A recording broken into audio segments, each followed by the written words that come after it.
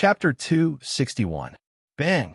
Zhao Fu slammed his palm hard on the tea table beside him, his face full of anger. Sensing Zhao Fu's anger, the scene immediately quieted down, and the generals all lowered their heads. What do you guys think? After a while, Zhao Fu exhaled and calmed the anger in his heart. Bai Qi cupped his hands and bowed as he looked up with a cold gaze and said, "Your Majesty, since Great Shun has publicly declared that anyone who has any relationship with the Qin Empire will be slaughtered, I believe that we should fulfill their wishes and slaughter Great Shun. With the power of the Qin Empire, we should be able to deal with Great Shun." Wang Jian cupped his hands. "Your Highness, this subordinate also believes that with Qin's strength, he'll be able to break through Great Shun and fight with them." Wei Liao thought for a moment before saying, "Your Majesty, this is not the case. I also think that this is feasible. Of the 5 legatees, Great Shun is the closest to Qin, and if we conquer Great Shun, not only will we obtain Great Shun, but we'll also be able to take over Great Shun's faction in Green Apricot and replace it as the #1 faction in Green Apricot. We'll then destroy those two-faced families and completely control Green Apricot." The others also expressed their opinions. Most of them were in favor of fighting, but some didn't. After hearing the opinions of his subordinates, Zhao Fu sank into his thoughts and made the decision to attack Great Shun. However, this matter was incredibly important. After all, it was attacking a legatee, so he had to make a detailed plan and take things step by step. "Guo Binglin, give me all of the information you've gathered on Great Shun," Zhao Fu said before concluding the meeting. Guo Binglin obeyed and left, and he handed all of the information regarding Great Shun to Zhao Fu. Zhao Fu carefully read through the information. A few hours later, he brought a few generals and a large amount of gold to Green Apricot. Within a secret room, Zhao Fu looked at a balding middle-aged man sitting in front of him and asked, "Can you really provide Great Shun's exact address?" This middle-aged man had been with Li Mu from the very beginning, and he was a core member of Great Shun. Even though Zhao Fu knew that Great Shun was roughly 20,000 kilometers to the north of Apricot City, this direction was quite vague. After all, the northern side was incredibly vast, and it would be impossible to find Great Shun so quickly. Moreover, if they sent soldiers to search for Great Shun, they might alert Great Shun, as the legatees were incredibly secretive. The location of the city was incredibly important, and ordinary people would not know where it was. After all, there were teleportation channels, and ordinary people would not know the way or the exact location. Hearing Zhao Fu's words, the middle-aged man nodded, a trace of a pleased smile on his face as he said, "I can guarantee that apart from me, no one else knows where Great Shun is. That boy Li Mu won't be able to keep his secret. However, you promised me 5,000 gold coins. Is that true?" Zhao Fu lightly laughed and threw out a large bag of gold coins. "This bit of money is nothing to me as long as you give me the position of Great Shun." The middle-aged man excitedly stood up and opened the bag of gold coins. Looking at the glittering gold coins within, a smile blossomed on his face. This bald middle-aged man was called Li Gaola, and in the real world, he was an ordinary white-collar worker. He worked hard his entire life, but he was only able to buy a small house. His wife often despised him for being poor, and he was often scolded by his superiors. With 5,000 gold coins, everything could be changed. 5,000 gold coins was equivalent to 50 million copper coins, which was also equivalent to $500 million in the real world. With this 500 million, he would have everything he wanted. He could buy a villa, divorce that faded old woman at home, marry a young model, and enjoy a happy life. Good. I'll take you there right now," Li Gaola happily and excitedly said to Zhao Fu. A trace of a smile appeared on Zhao Fu's face, and he personally followed the middle-aged man to find Great Shun. The Great Shun town was hidden behind a large mountain, and it was incredibly difficult to find. The Great Shun town was 3 times the size of a normal town, and its walls were 10 meters tall. It seemed that there was a limit to how tall the walls could be. Normal towns were only 5 or 6 meters tall, while legatees could be 10 or so meters tall. There were well-equipped soldiers patrolling the walls, and there were some heavy crossbowmen. Their battle prowess wasn't something that a normal town could compare to. Apart from the Great Shun town, there were 20 or so villages around it, forming a defensive perimeter. These villages didn't have many people, and they all had less than 300 people. After looking at the Great Shun town, Zhao Fu happily threw the bag of gold coins to Ligala. Ligala hugged the bag of gold coins and gave an unsightly smile, just as he was about to exchange the gold coins for money in the real world.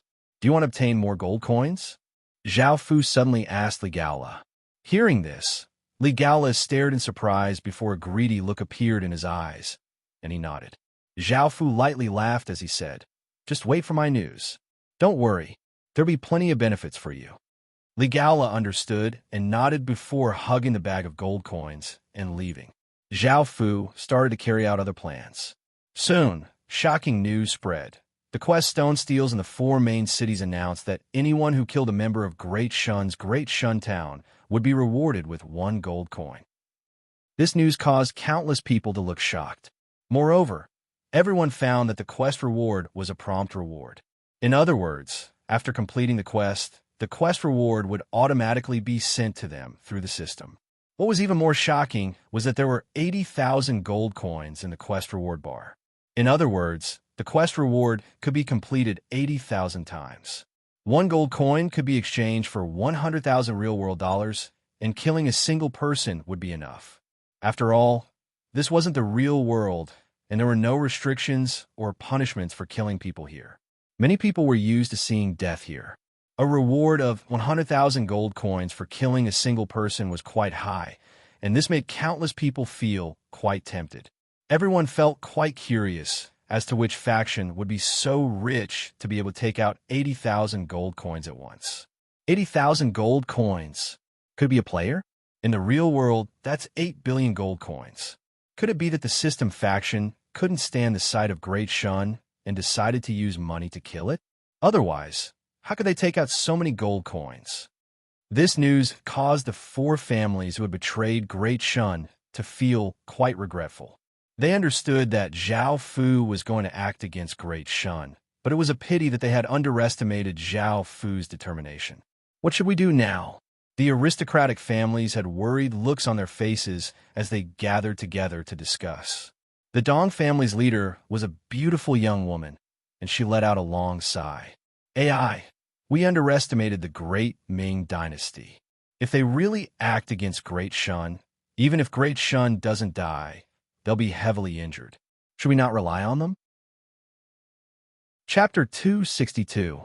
Within a room, Zhao Fu looked at the 4 family leaders and asked, "Why have you all come to find me?" Hearing this, the 4 family leaders felt quite awkward, but one of them shamelessly said, "Young Master Zhu, it was our fault for not being able to see the situation clearly. The 4 of us were blind and didn't see the situation clearly. Please forgive us. We'll definitely go all out to attack Great Shun, so please trust us." Zhao Fu coldly laughed inwardly. Trust them? Was he really that stupid? These families put their own interests above all else. However, on the surface, Zhao Fu kept a smile on his face and said magnanimously, "That's no big deal, I understand. However, I hope that this won't happen again." Hearing these simple words, the 4 family leaders were delighted and understood that Zhao Fu was willing to cooperate with them. As such, they hurriedly nodded and said, "Don't worry, young Master Zhu, there won't be a next time." Zhao Fu didn't believe that there wouldn't be a next time. If the situation was disadvantageous to him, these 4 people would definitely betray him again. The reason Zhao Fu accepted them was because he wanted to get rid of Great Shun first and then deal with the other 2 families. Otherwise, if the 6 families allied together, it would be quite difficult to deal with them. Elsewhere, Li Mu also received news that 10 or so people from Great Shun had been killed, and the death toll was continuously rising.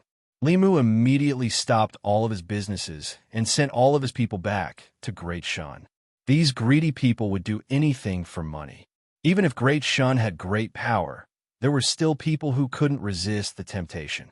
1 gold coin was worth 100 silver coins, 100 silver coins were worth 10,000 copper coins, and 10,000 copper coins were worth $100,000 in the real world. Now, all of the large families were selling their goods to exchange for items in the Heaven Awakened world. This was because after the Heaven Awakened world devoured the real world, those items would become useless. As such, the prices of items were incredibly high, unlike in games. Li Mu immediately called Su Yin to tell him about this.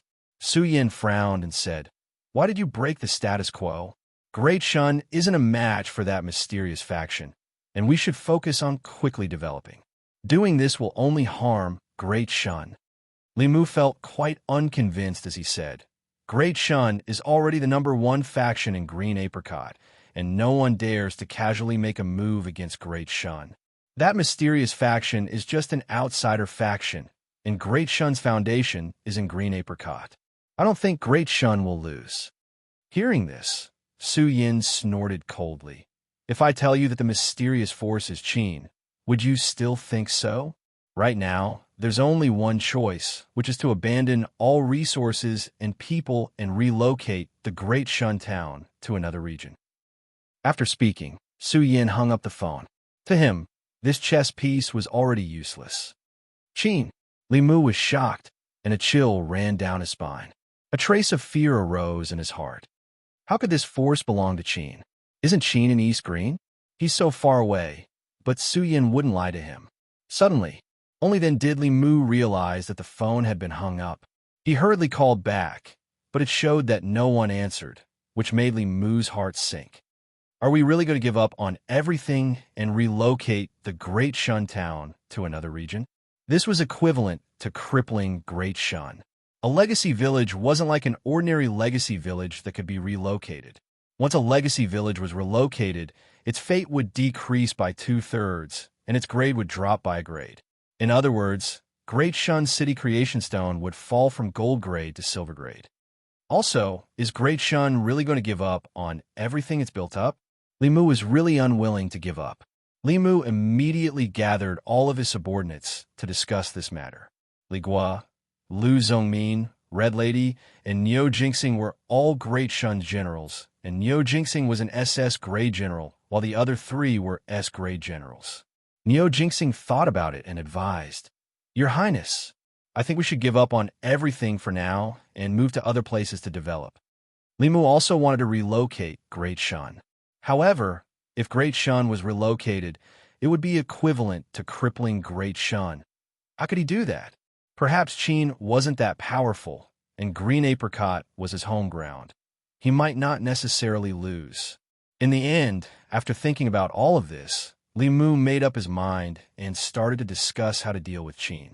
Following this, Green Apricot released a piece of news, saying he's accepting members without any restrictions, and he'll be rewarded with 1 gold coin for every person he kills. Doesn't he have money?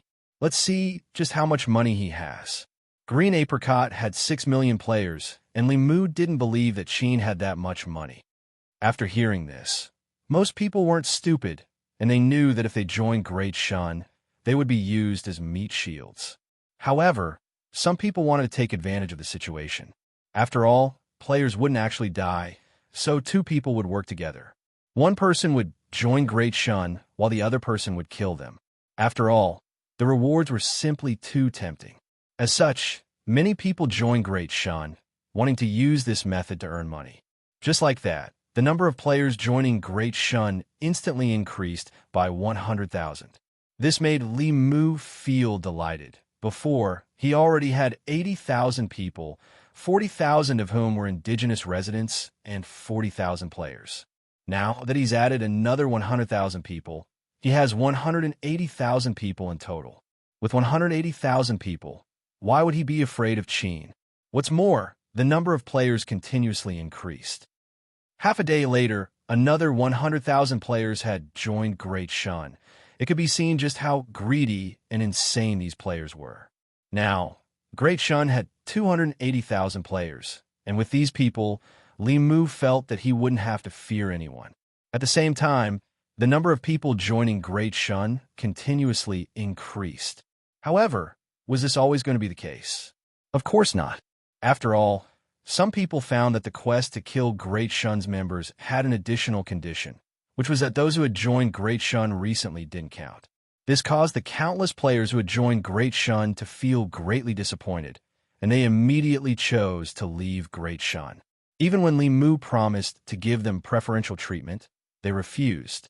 After all, without any tangible benefits, who would want to risk their lives? The 200,000 players who had joined Great Shun were like an ocean tide, quickly coming and quickly leaving. The 40,000 players who had been recalled by Great Shun also started to act strangely. They weren't indigenous residents and were completely loyal to Great Shun.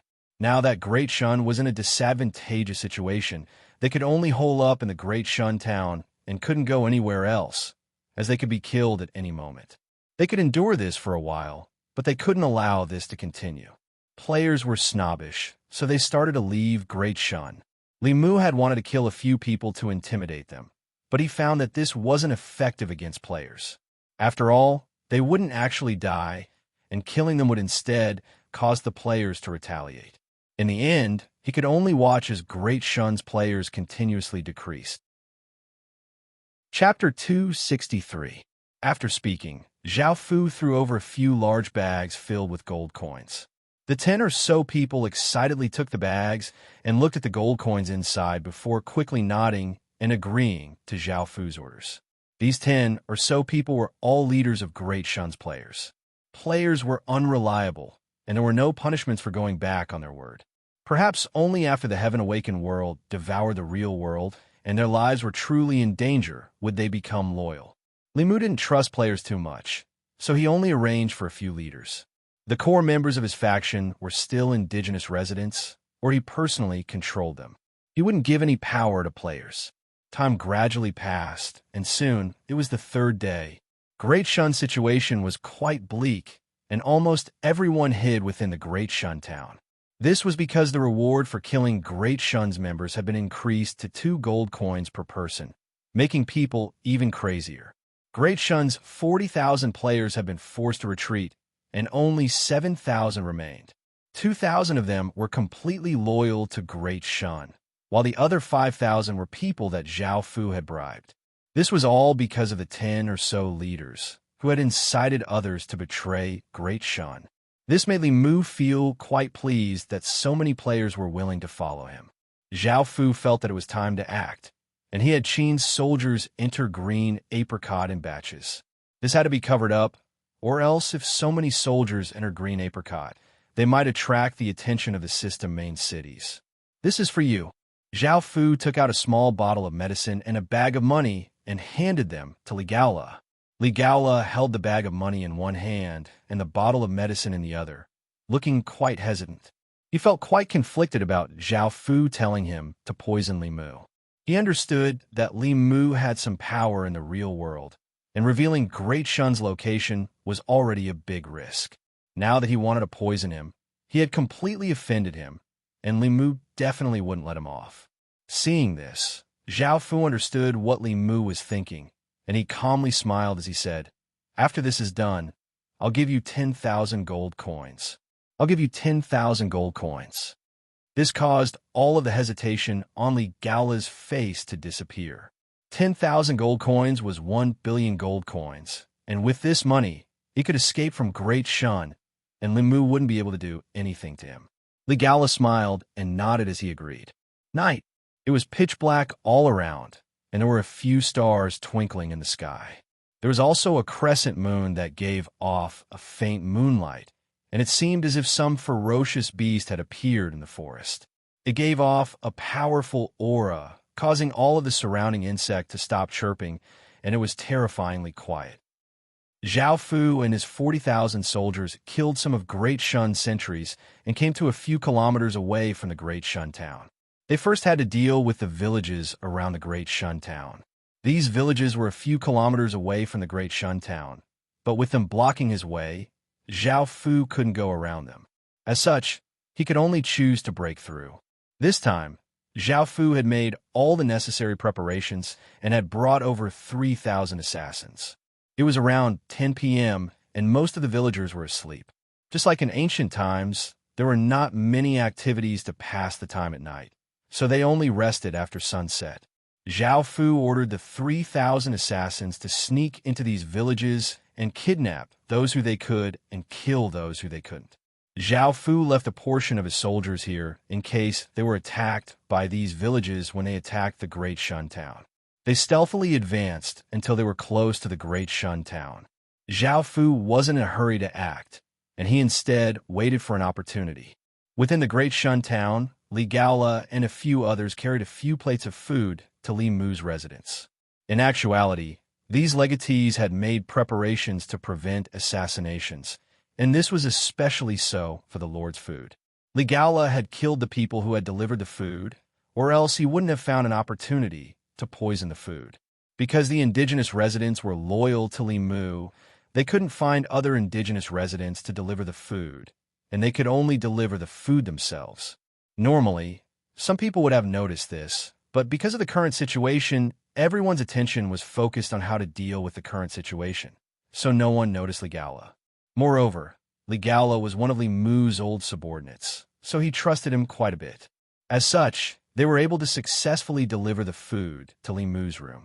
Right now, Li Mu was feeling quite depressed as he drank wine. Within his embrace lay a beautiful woman. She was the boss of the pastry shop. Because of her superior looks, she had long since become Li Mu's woman. When Li Gaola and the others brought the food in, Li Mu didn't pay much attention to them. He poured himself a cup of wine and prepared to drink it. This caused Li Gaola and the others to feel quite delighted. They had never thought that their plan would succeed so easily. However, at that moment, the boss in Li Mu's embrace stopped him and said worriedly, "That's enough, Your Majesty. Don't drink like this. It'll harm your body." Li Mu stopped and let out a long sigh as he said, "If I knew this would happen, I wouldn't have believed that bastard Su Yan's words. Now that we're being targeted by Qin, I'm afraid that Great Shun will perish in my hands. Let's wait a few more days. If things don't improve, we'll have to relocate Great Shun." The boss of the pastry shop lightly nodded and hugged Li Mu. She looked up at Li Mu and said, "No matter where Your Majesty goes, I'll follow you. I believe that Your Majesty will be able to restore Great Shun and even surpass your ancestors." Li Mu roared with laughter, raised his glass again, and was about to drink. This caused Li Gaola and the others, who had just calmed down, to once again become nervous. "Your Majesty, don't drink anymore. You've drunk enough today, and I'm worried about you." Suddenly, the boss in Li Mu's embrace cut him off. This caused the hearts of Li Gaola and the others to sink even further. When Li Mu heard the boss, he lightly laughed and stopped. He looked up and saw Li Gaola and the others, and he frowned as he asked, "Why did you bring food here?" Li Gaola felt quite startled, and he smiled as he said, "This subordinate was on his way here, so I brought some food as well." "Is that so?" Li Mu thought for a moment before raising his head. A cold light shot out his eyes as he looked at Li Gaola and the others, and he ordered the guards beside him, "Capture them." Li Gaola and the others immediately understood that their plan had been exposed, and they turned to run. However, they were surrounded by the guards, and they could only resist. However, they were killed by the guards in the end. After Li Gaola died and returned to the real world, he immediately took a large amount of money and boarded a plane to another country. Within the Heaven Awakened world, Li Mu's expression was cold, and he felt that something was off. He ordered all of his soldiers to gather and head to the player faction's territory. The 10 or so leaders have been waiting for news from Li Gaola this entire time, so they quickly found out that Li Gaola had failed and that Li Mu had gathered all of his soldiers. The 5,000 players could only pick up their weapons and charge towards the city gates. The entire Great Shun town immediately fell into chaos, and cries sounded out everywhere as fires broke out in many places. Chapter 264. Swish, swish, swish. First, flaming arrows streaked through the sky like a rain of fire, landing within the Great Shun town. Soon, some places were set ablaze, causing sparks to appear. "Enemy attack! Enemy attack! Enemy attack!" Shouts sounded out, causing the entire Great Shun town to become even more chaotic. Li Mu felt quite startled and thought of something, and he yelled, "Stop!" Li Mu's soldiers all stopped, and the opposing players looked at each other, not knowing why Li Mu had suddenly given the order to stop. Both sides had just started fighting, and both sides had suffered casualties. Because the defectors' cultivation and equipment couldn't compare to Great Shun's soldiers, they had lost 1,600 people, and only 3,400 of their original 5,000 remained. On Li Mu's side, 400 people had died. Because there were too many defectors, they were only slightly weaker in terms of cultivation. Li Mu looked at the 10 or so leaders and yelled with a cold expression, "Great Shun has treated you well, right? I don't care what you've done in the past, but now that you've helped Great Shun get through this crisis, you can take all of Great Shun's items." The 10 or so leaders were quite tempted. Their main goal was profit, and since Zhao Fu had given them more, they would naturally join Zhao Fu. Now that Great Shun's conditions were even more tempting, of course they were tempted. Moreover, if they continued to resist, it was possible that they would all be killed by Li Mu, which wouldn't be worth it. Then how can you guarantee that you'll keep your word? The 10 or so leaders looked at each other before yelling at Li Mu. Hearing this, Li Mu coldly replied, "I'll swear an oath in the name of Great Shun, all right?" The 10 or so leaders nodded and agreed.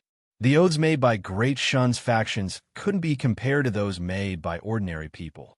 This concerned the reputation of a nation, and it was possible that they would be laughed at by the rest of the world. Zhao Fu looked at the Great Shun town's town walls and saw that there weren't many soldiers. This was because Li Mu had sent most of his soldiers to deal with the players. However, Zhao Fu wouldn't let go of this opportunity, and he continued to attack. 300 ghost illusionists came to the northern side of the Great Shun town and started to unleash the dark ghost world. Traces of ghostly qi rose up from the ground, and an eerie and cold aura spread out, covering the town. The 300 ghost summoners simultaneously pressed their hands against the ground and roared, causing ghostly qi to erupt from the ground. Ferocious-looking ghosts appeared, turning into rays of light as they rushed towards the Great Shun town and quickly leapt onto the town walls. Now, the devil ghosts had become powerful siege weapons, and their ability to climb city walls was something that ordinary soldiers couldn't compare to. After climbing up the city walls, the 300 devil ghosts started to fight with Great Shun soldiers. Bai Qi, Wei Liao, and Wang Jian led their soldiers towards the Great Shun town from the east, west, and west. They drew their general armaments and pointed them towards the sky as they shouted, "Soldier aura formation."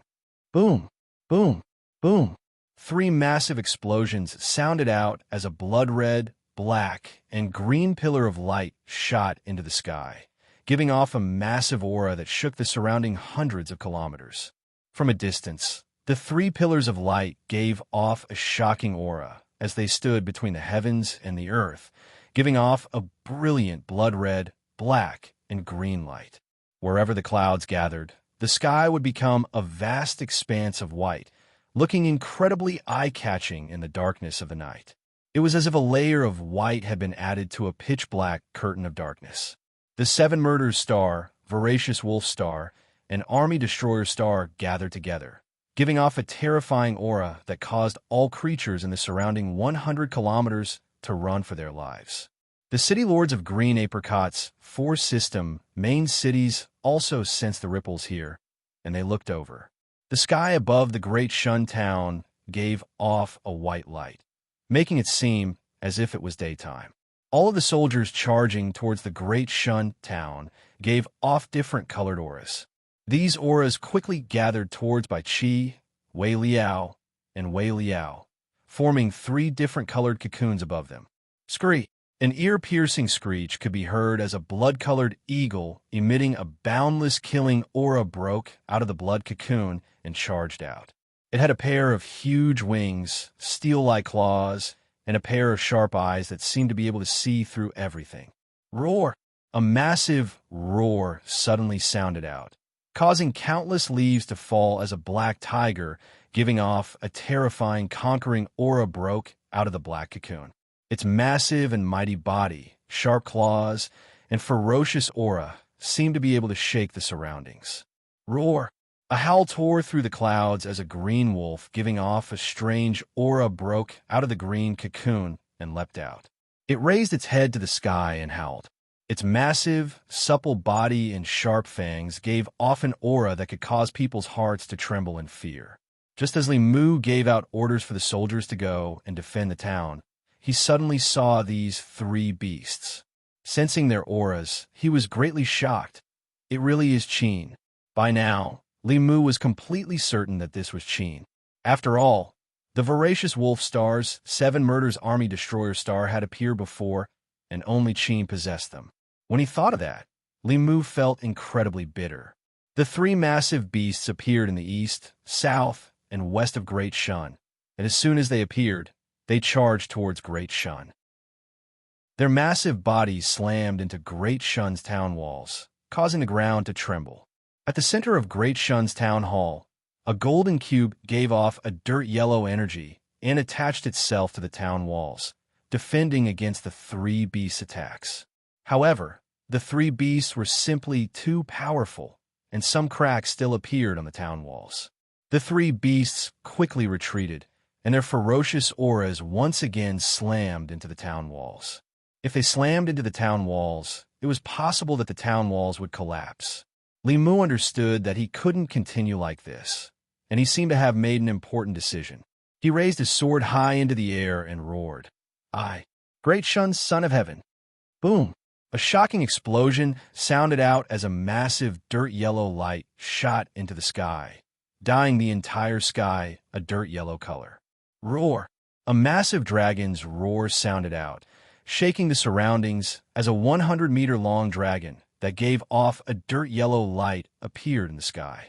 As soon as the dragon appeared, its massive aura spread out, and the earthen-yellow light that it gave off an incredibly noble aura. As it shined in all directions, the ghostly chi to the north of the Great Shun town gradually dissipated, and the evil ghosts that the ghost summoners had summoned looked incredibly afraid. At the same time, this dragon that gave off a brilliant dirt-yellow light caused the blood-red eagle, black tiger, and green wolf to stop in their tracks. This was a fate dragon, and this dragon's roar caused the city lords and the surroundings to feel quite startled. They knew that something big had happened, and they wanted to personally go over, but they were worried that they would be caught up in the shock waves. However, in the next moment, something even more shocking happened. Roar!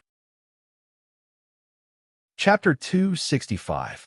The massive black dragon gave off a domineering aura that filled the entire heavens and earth, completely suppressing the earthen yellow dragon. The earthen yellow dragon also gave off a powerful dragon's might and resisted, unwilling to admit defeat. Now the two dragons were in a stalemate in the air. Li Mu was stunned. He looked at the black dragon in the sky and sensed its aura. He knows that the legendary crown prince of Qin is also here. Below the massive black dragon, Zhao Fu raised the sky demon sword and coldly looked at the dirt-yellow dragon. He gathered his power and exploded out with traces of black aura, which flowed into the black dragon's body. He was expending his own fate power. Roar! A deafening dragon's roar sounded out, and it seemed as if the entire sky was trembling. After receiving Zhao Fu's power, the black dragon looked at the earthen yellow dragon and furiously roared, giving off boundless black light. Under this black light, the blood-red eagle, black tiger, and green wolf seemed to receive some kind of power. Their bodies were covered in a faint black light and arcs of black lightning. Roar! The three massive beasts ferociously charged towards the Great Shun town's town walls.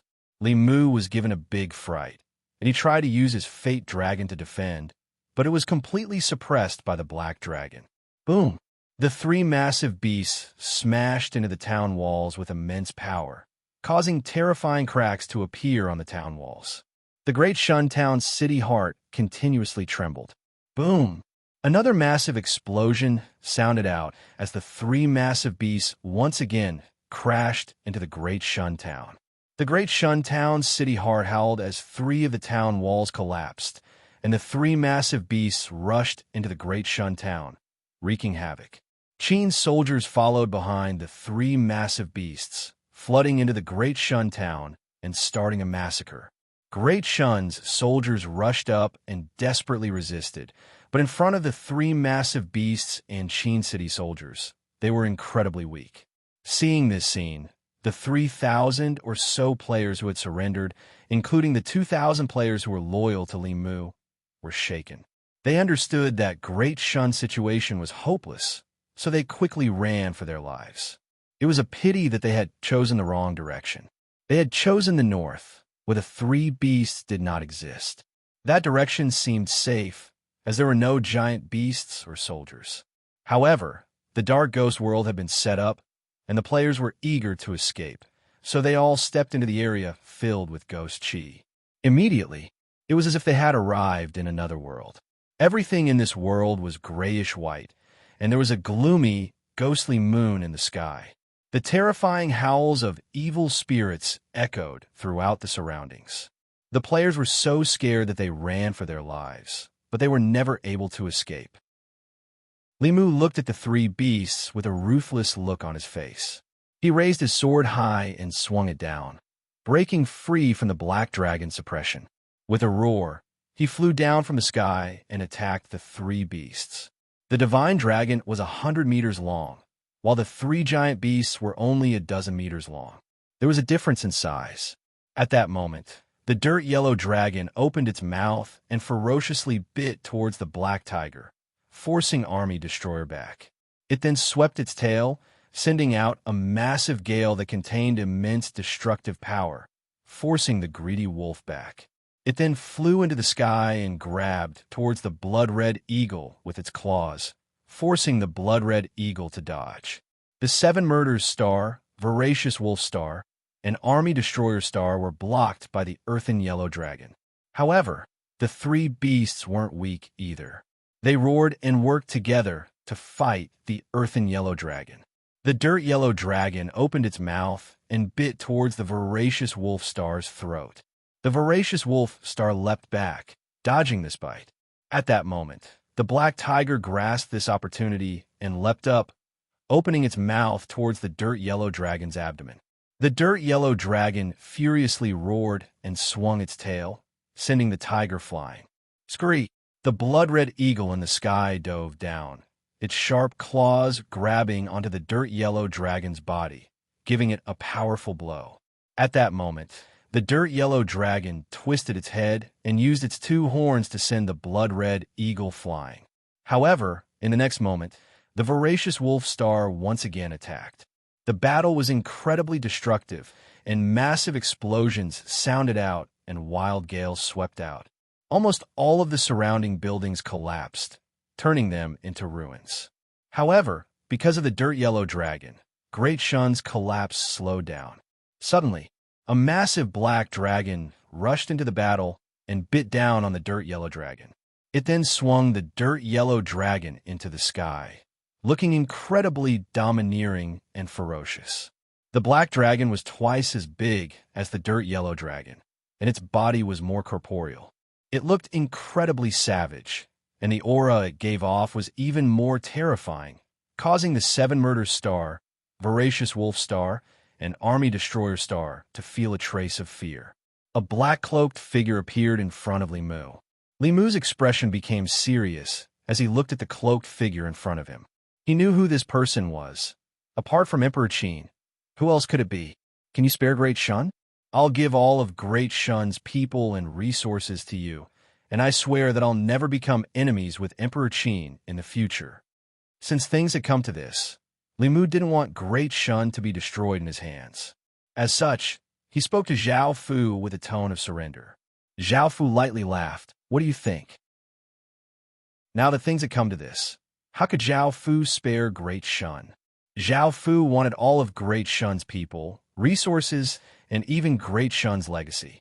Sparing Great Shun would be equivalent to releasing a tiger back into the mountains. And how could Zhao Fu do such a foolish thing? Hearing Zhao Fu's words, Li Mu knew that there was no turning back, and he could only go all out. Li Mu's expression became savage as he gripped his sword and rushed at Zhao Fu. As the legatee of a kingdom, Li Mu had some strength. His cultivation was on par with Zhao Fu's, but he was still too weak. Boom! Li Mu rushed up and sent all of his cultivation power into his sword, causing it to give off a large amount of sword light. Li Mu gripped his sword and vigorously slashed toward Zhao Fu. However, Zhao Fu stood his ground and didn't move at all. He casually slashed out with a black sword light, and Li Mu's body flew back and crashed into a wall, causing the wall to instantly collapse. Even though Li Mu's cultivation was on par with Zhao Fu's, Zhao Fu had multiple pieces of epic-grade equipment, as well as King's power and various other high-grade powers. His strength was enough to rival stage 3 experts, but Li Mu didn't have any of these things, so how could he retaliate? After falling to the ground, Li Mu coughed up a mouthful of blood. He had long since heard of how terrifying Qin's legatee's power was, but now that he had personally witnessed it, Li Mu felt incredibly bitter. He truly couldn't retaliate at all. Li Mu looked to the side and saw that the earthen dragon had been completely ravaged by the black dragon. Its body was covered with wounds, and one of its horns had been broken. In the end, Li Mu could only withdraw the earthen dragon and sacrifice his fate to increase its power, hoping to make a final gamble. The earthen dragon returned to Li Mu's body, causing Li Mu to explode out with terrifying power. His body gave off a yellow light that could cause anyone to tremble. Zhao Fu waved his hand, and the black dragon returned to Zhao Fu's body. Traces of black aura rose up from its body as it also exploded out with terrifying power. The terrifying power of the two of them caused the heavens and earth to change, and countless dark clouds gathered, accompanied by the sound of thunder. Arg. Chapter 266. The sword in Li Mu's hand gave off a yellow sword light that looked like a 3-meter-long sword of light. As he swung the sword, it gave off a large amount of sword qi, which formed a sword wind as it slashed toward Zhao Fu. Zhao Fu coldly looked at Li Mu and sent his king's power into the sky demon sword, causing it to give off a black sword light as he raised it to block. Clang! The two swords clashed, resulting in a metallic collision sound. Black and yellow sword light shot out in all directions, and the collision of the two energies created a massive shockwave that caused the ground to crack. Li Mu's expression became savage. He had never thought that his full-powered strike would be so easily blocked by his opponent. He once again roared and activated his fate, causing the yellow light around his body to become even brighter. Li Mu gripped his sword and pressed down toward Zhao Fu. Feeling this power, Zhao Fu stared in surprise before his expression became cold. He vigorously swung his sword, forcing Li Mu back before leaping forwards and stabbing towards Li Mu. Li Mu dodged to the side and stabbed out with his sword. His sword gave off a sharp aura as it stabbed towards Zhao Fu's chest, while Zhao Fu dodged to the side. Li Mu used this opportunity to unleash a massive amount of sword light as he slashed towards Zhao Fu's head. However, Zhao Fu swung his sword upwards, sending Li Mu's sword upwards. He then twisted his body and kicked Li Mu 10 or so meters away. Cough! Li Mu coughed up a mouthful of blood and savagely glared at Zhao Fu. He stabbed his sword into the ground and slowly stood up, and a 10-meter-long earthen dragon appeared around him. Seeing this, Zhao Fu understood that Li Mu was continuously activating his fate. In this world, everyone, from kingdoms to people, had their own fate. Legatees like them had the ability to manifest their own fate, as they had the potential to become kings in the future. At the same time, their fate was much more powerful than ordinary people's, and if they used up their fate, it would greatly affect them, and it could even reduce their lifespan. Li Mu was going all out. Arg! Li Mu's expression was savage as he gripped his sword with both hands and roared. A yellow aura flame appeared around his body, and arcs of lightning appeared around him as a formless energy spread out, causing the ground in the surrounding 100 meters to cave in. Zhao Fu was given a big fright and leapt back. He looked at Li Mu, who was still activating his fate, and yellow arcs of lightning continuously flashed out. The ground continued to crack, and the aura he gave off became more and more dangerous. You want to decide this in one move? Zhao Fu also had the same thoughts, and he raised the sky demon sword. A black dragon that was 10 or so meters long floated out of Zhao Fu's body, and it was even more corporeal than Li Mu's earth dragon. Since his opponent was using fate of Zhao Fu's fate, and a 10-meter-long black lightning appeared around his body. Of Qi and of Zhao Fu of Qi Mu caused his body to become a black. The two of them gave off terrifying auras as they faced each other, forming the center of a storm. Wood and rocks were all blown high into the air, and wooden houses started to sway. No one dared to get close. Li Mu's roar came to an end, and at the same time, a destructive shockwave rippled out. Li Mu's sword was no longer shapeless, and it could only be seen that he was holding an orb of blinding yellow light. Countless arcs of lightning gathered around him, and the ground beneath his feet crumbled every second. Boom! In the end, Li Mu slashed out with his sword, and a massive explosion sounded out, causing the entire world to tremble. A 10-meter-long dragon-shaped sword Qi gave off a brilliant yellow light, illuminating the entire heavens and earth. A sword wind swept out, and the dragon-shaped sword Qi gave off world-destroying power as it slashed toward Zhao Fu. The space around it seemed to twist, and a deep ravine appeared in the ground. At that moment, Zhao Fu also attacked. He roared as he raised his sword and shot out a black ray of light towards the sky. As if it had been summoned, a massive violet star broke through the sky's restrictions and descended.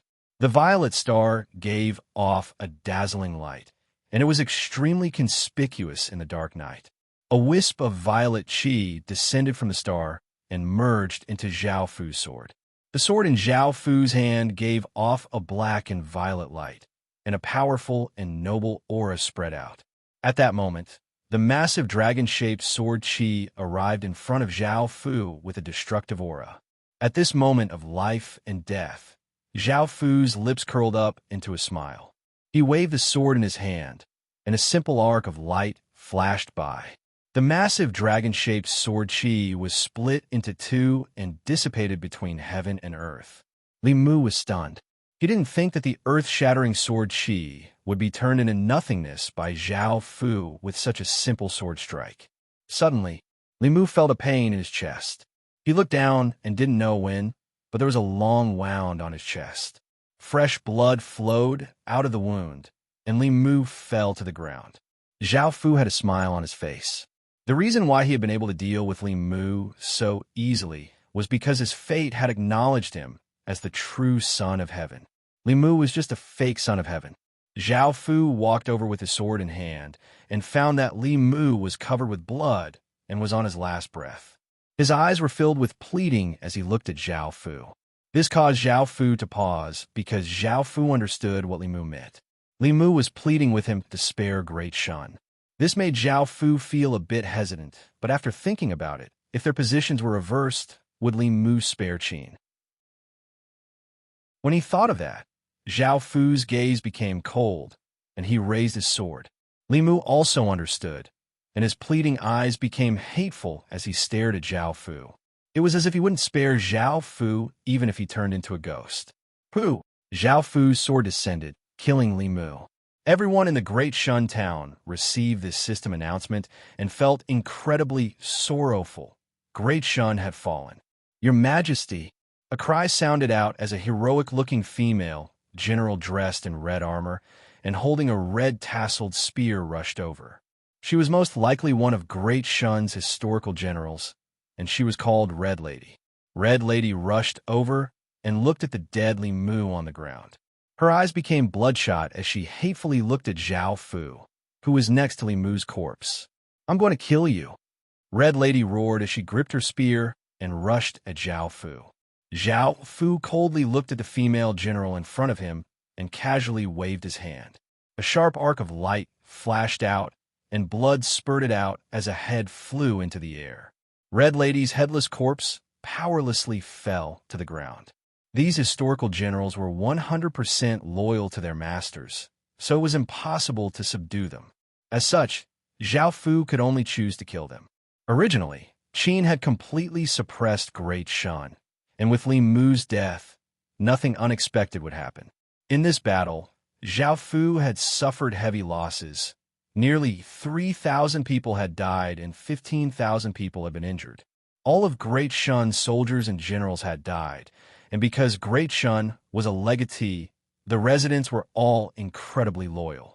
As such, even after Li Mu died, they still stubbornly resisted. Of the 30,000 or so residents, only 3,000 remained after Zhao Fu slaughtered them. Chapter 267. Seeing this Rubik's Cube, Zhao Fu couldn't help but feel excited. After all, this was the legacy of a nation's city heart. This sort of thing couldn't be bought with money. It could be said to be a priceless treasure. Walking forward, Zhao Fu placed his hand on the Rubik's Cube and gave a prompt. Do you want to occupy it? Of course, Zhao Fu chose to do so. Occupy. Immediately, the city creation stone exploded out with a yellow light that shot into the sky, dyeing the entire sky yellow. Roar. A massive dragon's roar turned into a corporeal sound wave that sounded throughout the entire northern part of the continent. This dragon's roar was filled with pain, unwillingness, and grief. All of the powers in the northern part of the continent were shocked, and they all rushed out to look in the direction of the voice. They knew what it meant. A nation's legacy was about to be destroyed. The destruction of a legatee so quickly caused the northern side of the Midland continent to become even more unstable. Zhang Heng rode on his donkey with a serious expression as he looked towards the great Shun town, thinking about something. Su Yin let out a long sigh. He had received news that Great Shun had fallen. Green Apricot and the other 3 city lords inwardly sighed. At the same time, they rejoiced that they hadn't participated in this battle, or else the consequences would have been unimaginable. Back in the sky above the Great Shun town, the 100-meter-long yellow dragon gave a mournful cry and struggled a few times in the air before its massive body gradually disintegrated into motes of light and disappeared. Notification. After Great Shun was destroyed, the fate that it represented was devoured by Qin, and Qin obtained a large amount of fate. Notification. Qin destroyed Great Shun and obtained all of Great Shun's legacy. Notification. Qin's city heart is evolving. It's currently 1/10 complete. Notification. Qin Town has obtained 1/5 of the Great Shun Town stats. Notification. The nation armament 12 metal colossi has evolved and leveled up to level 3. Notification. The clan armament, the Imperial Ruler's Seal, has evolved into a level 2 clan armament. Notification. You have conquered a town with a kingdom's legacy. You have obtained 2,000 achievement points. After hearing these system announcements, Zhao Fu was delighted. The fate that Qin had used up had been completely recovered after devouring Great Shun's fate, and he would be able to use his nation armament again. Following this, Zhao Fu obtained all of Great Shun's legacies. In other words, Great Shun's soldiers, historical figures who hadn't awakened, and heaven prayer platforms would all belong to Qin. Great Shun's military profession was E- grade, which was slightly weaker than Qin's military profession. Zhao Fu didn't pay too much attention to this, but there was a special military profession for Great Shun. Adventurer Soldier, grade, D- grade military, description. The brave soldiers of the former Adventurer King, effects, receives the basic skill, brave and fearless. This unit was an infantry unit, and the weapon they used was a saber. It was a pretty good unit among the infantry, and it was a very ferocious unit. As for how many historical figures had yet to awaken, Zhao Fu did not know, nor did he know who. The 4 historical generals had been killed by Zhao Fu. The Great Shun Town's Heaven Prayer Platform stats were slightly weaker than Qin's, but the Great Shun Heaven Prayer Platform stats could be stacked with Qin's Heaven Prayer Platform stats. Heaven Prayer Platform, a special structure of a nation legacy. It can level up with a village. Special stats. Resistance to natural disasters plus 35%. Chance of spawning S-grade or above villagers plus 15%. After conquering the Great Shun Town, Qin's City Heart also received a system announcement that it had evolved. Now, Qin's City Heart was legendary grade, and it gave a 1/10 increase after conquering a nation legacy. It seemed that after conquering 10 more nation legacies, Qin's town would become epic grade. Following this, Qin's town had obtained 1/5 of the Great Shun town stats. From this, it seemed that the more nation legacies Qin conquered, the more stat bonuses it would receive. There was also the nation armament and clan armament. When Zhao Fu had obtained the Myrtle Imperial Star, these two items had already evolved, and now they had fused with Great Shun's fate. Great Shun's fate wasn't simple at all. It had overthrown the Great Ming dynasty and obtained a lot of fate. Finally, Zhao Fu received 3,000 achievement points. Ordinary towns only gave 500 achievement points, which meant that he had received 6 times the achievement points. However, thinking about how this was a nation legacy town, Zhao Fu felt that it wasn't enough. Adding on the King's Ring, Zhao Fu received 6,000 achievement points, which was enough to instantly raise his status to a first-ranked Viscount. Because Zhao Fu had given the achievement points to Zhang Dahu, his status was now the same as Zhao Fu's. At the same time, leveling up to a basic city required 3 barons or above. Now, only EXP was left. Right now, Qin's town was only an intermediate town and hadn't leveled up to an advanced town yet. Your Majesty, everything has been taken care of. Everything has been taken care of. How will your Highness deal with the 5,000 or so players who were trapped in the Dark Ghost Realm? At that moment, Bai Qi walked in and cupped his hands as he asked Zhao Fu for instructions. Zhao Fu paused and lightly laughed as he said, "Bai Qi, how will you deal with them?" Bai Qi didn't hesitate, and his expression became cold as he said, "These traitors have no loyalty at all, and they went back on their word and betrayed Qin's town at a critical moment. This lowly general believes that these 5,000 or so players should all be beheaded." Zhao Fu nodded and brought Bai Qi to the plaza. There were many players kneeling there, and they were all tied up with ropes. They looked at the soldiers around them with expressions of fear. When the 10 or so leaders saw Zhao Fu walk out, they immediately yelled, "Young Master Zhu, we're your people as well. Why did you tie us up? We wanted to congratulate you for taking down the Great Shun town." Ha ha! Did they really think that he didn't know what they were doing? Zhao Fu laughed and said, "There's no need to congratulate me. In a bit, I'll send you off." Zhao Fu emphasized the last 2 words, but the 10 or so leaders didn't understand. They thought that they were safe, and they smiled as if they had just survived a disaster. "Go and prepare the ropes." Zhao Fu turned and gave the order. Bai Qi felt quite confused, but he still went to carry out Zhao Fu's orders. Following this, Zhao Fu led the soldiers to take the 5,000 or so Great Shun players to the forest where Evil Fong's 500 or so corpses had been hung. After coming here, the players all felt that something was off.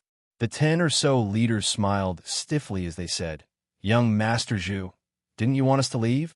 Zhao Fu gave a calm smile as he replied, "I'm sending you off."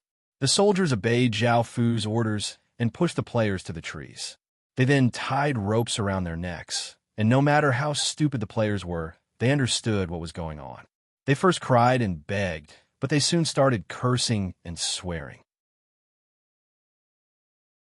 Chapter 268. Zhao Fu stood by the side and calmly watched on. The 5,000 or so players' hands were tied up, and there was a rope around their necks.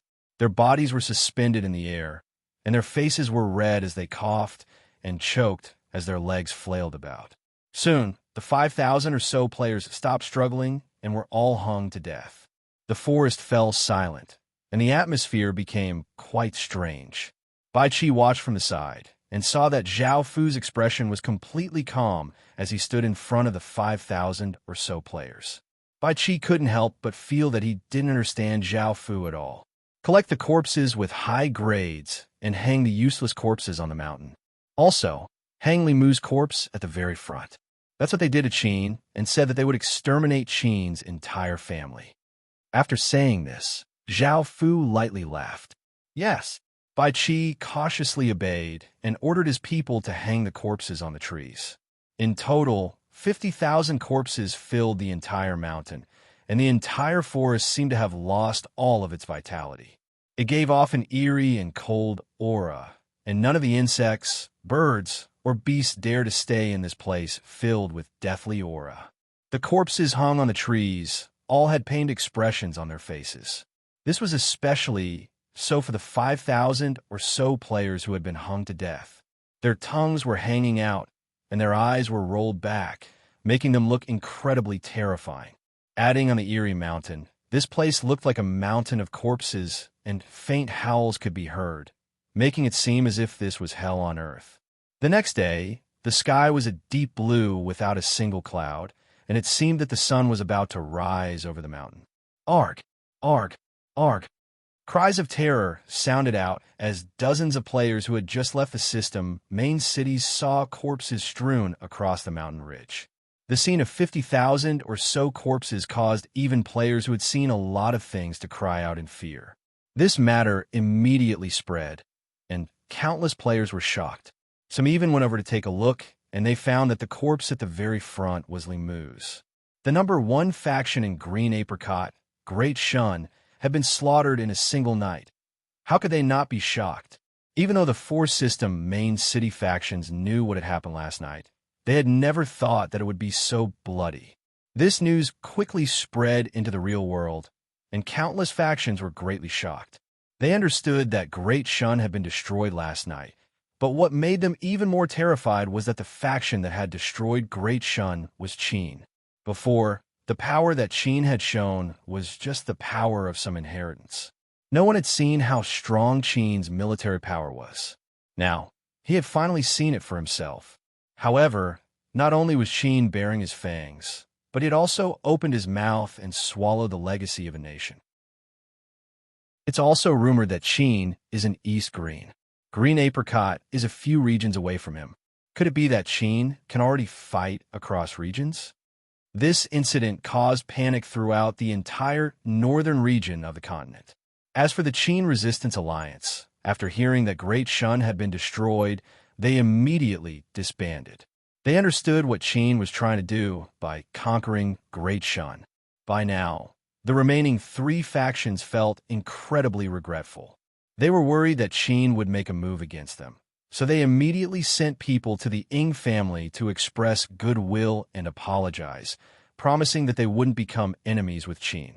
The Ing family didn't say anything about this, and they were incredibly delighted. Now that Qin had taken down a nation's legacy so quickly, they had witnessed Qin's true power and his bright future.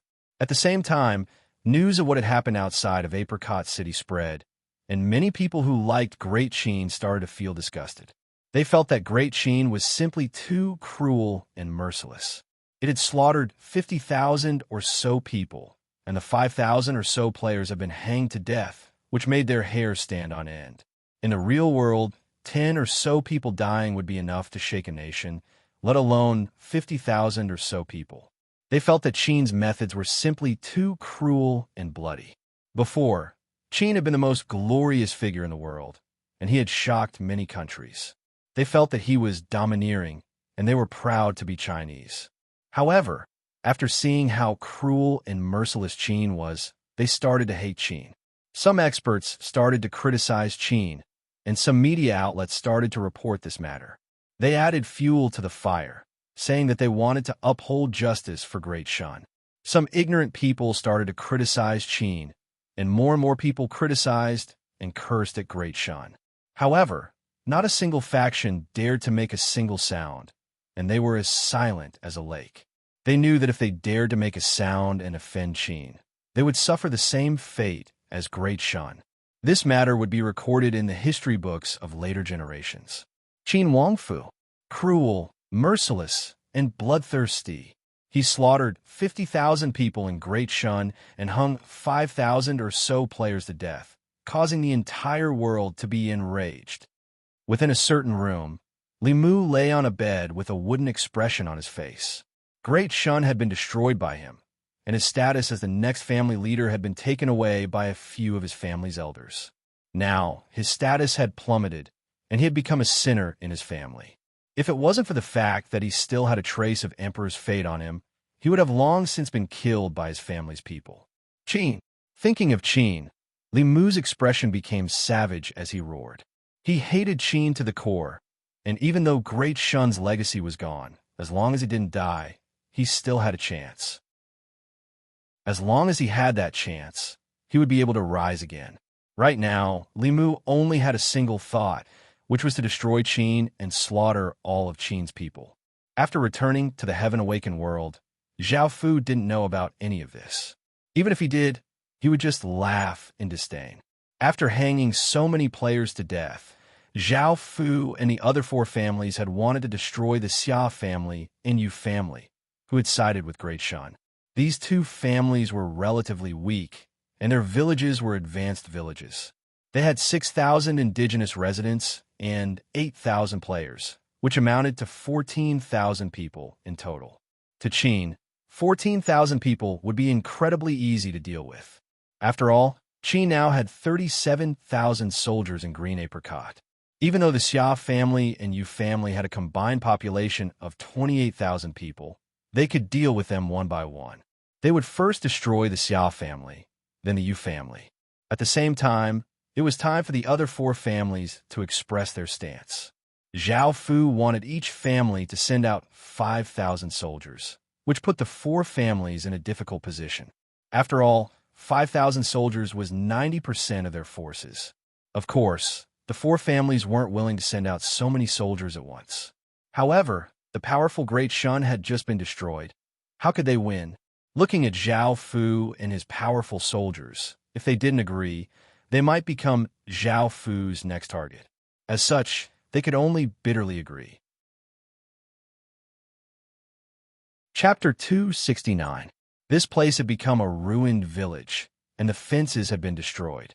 The village hall and a few other buildings had disappeared, and some of the houses had collapsed. It seemed that the city heart had been relocated. Who would have thought? The Xia family ran quite quickly. Zhao Fu muttered to himself in surprise.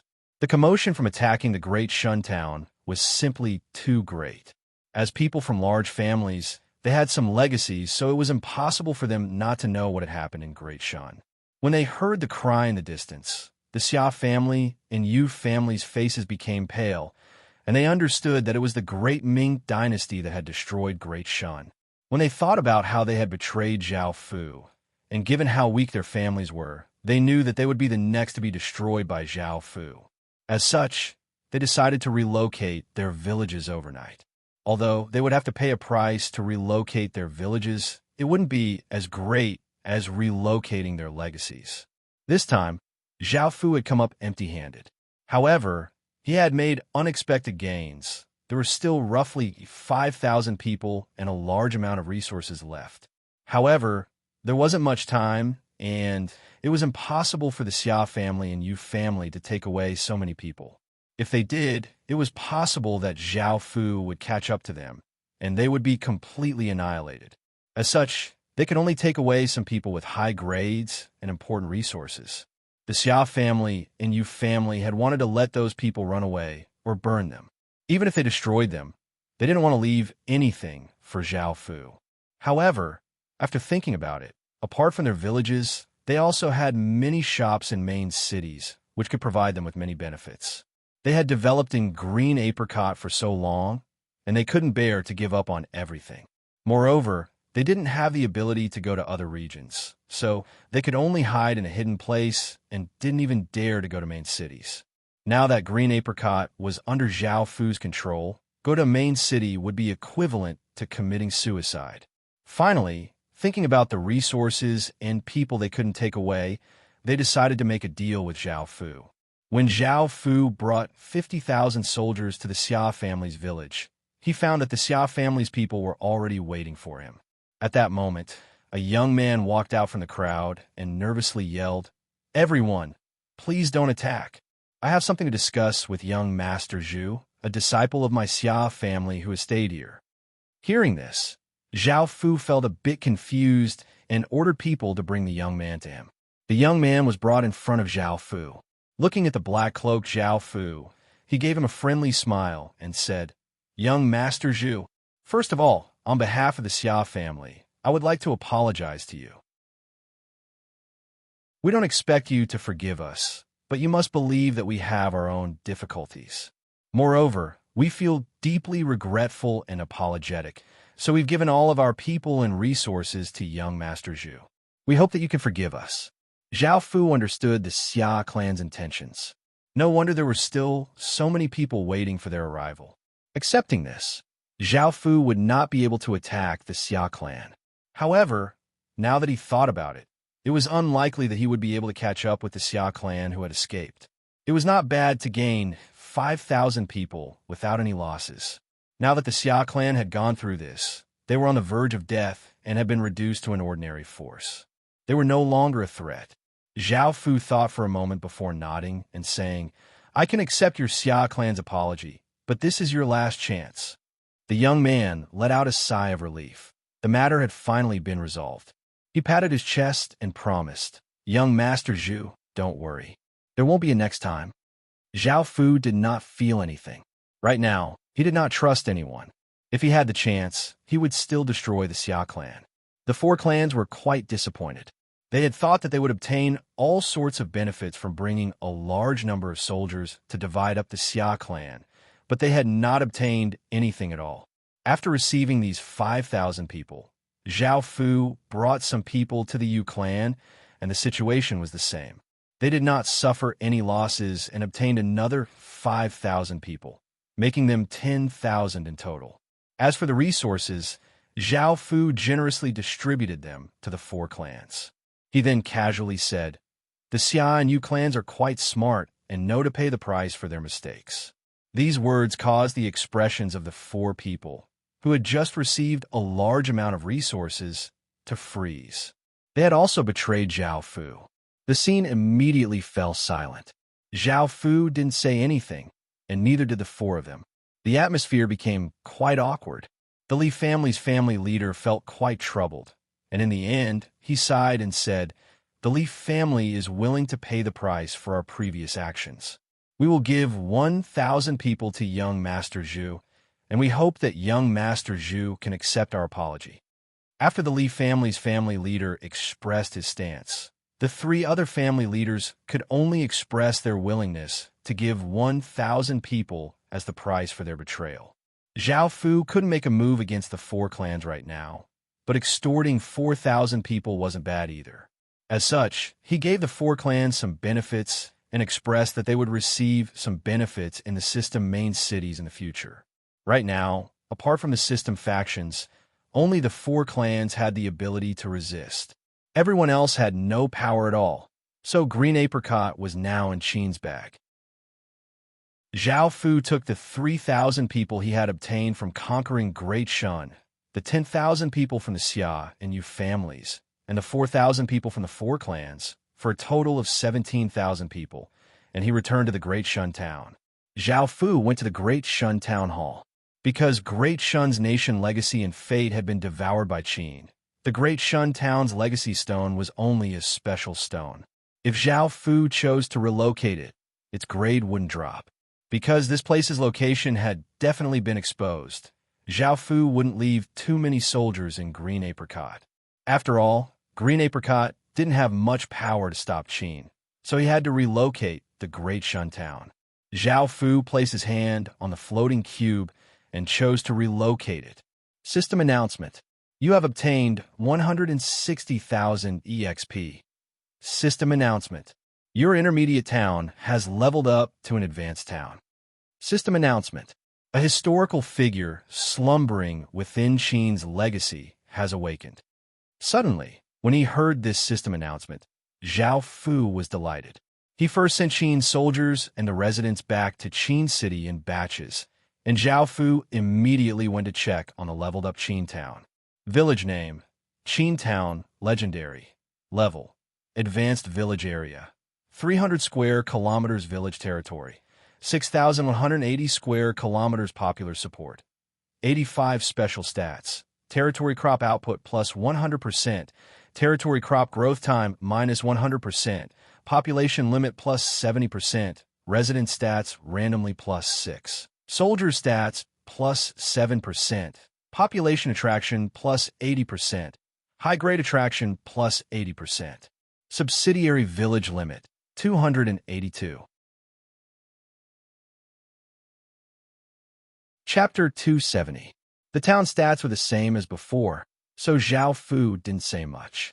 Zhao Fu looked at Qin Town's 3 buildings that had also leveled up. Heaven Prayer Platform, a special building of a kingdom's legacy. It can be leveled up with a village. Special stats: resistance to natural disasters plus 65%, chance of spawning S-grade or above villagers plus 35%. Earth Temple, Level 2, description, contains a trace of godly power that can protect a region of land. The more incense there is, the more the Earth Temple's level and stats will be increased. Current stats: crop growth time minus 30%, crop output plus 30%, resistance to natural disasters plus 15%. City God Temple, Level 1, grade, legendary, description, it contains a trace of divine power and can protect residents. It requires sacrifices of incense, and the more incense there is, the more it can level up.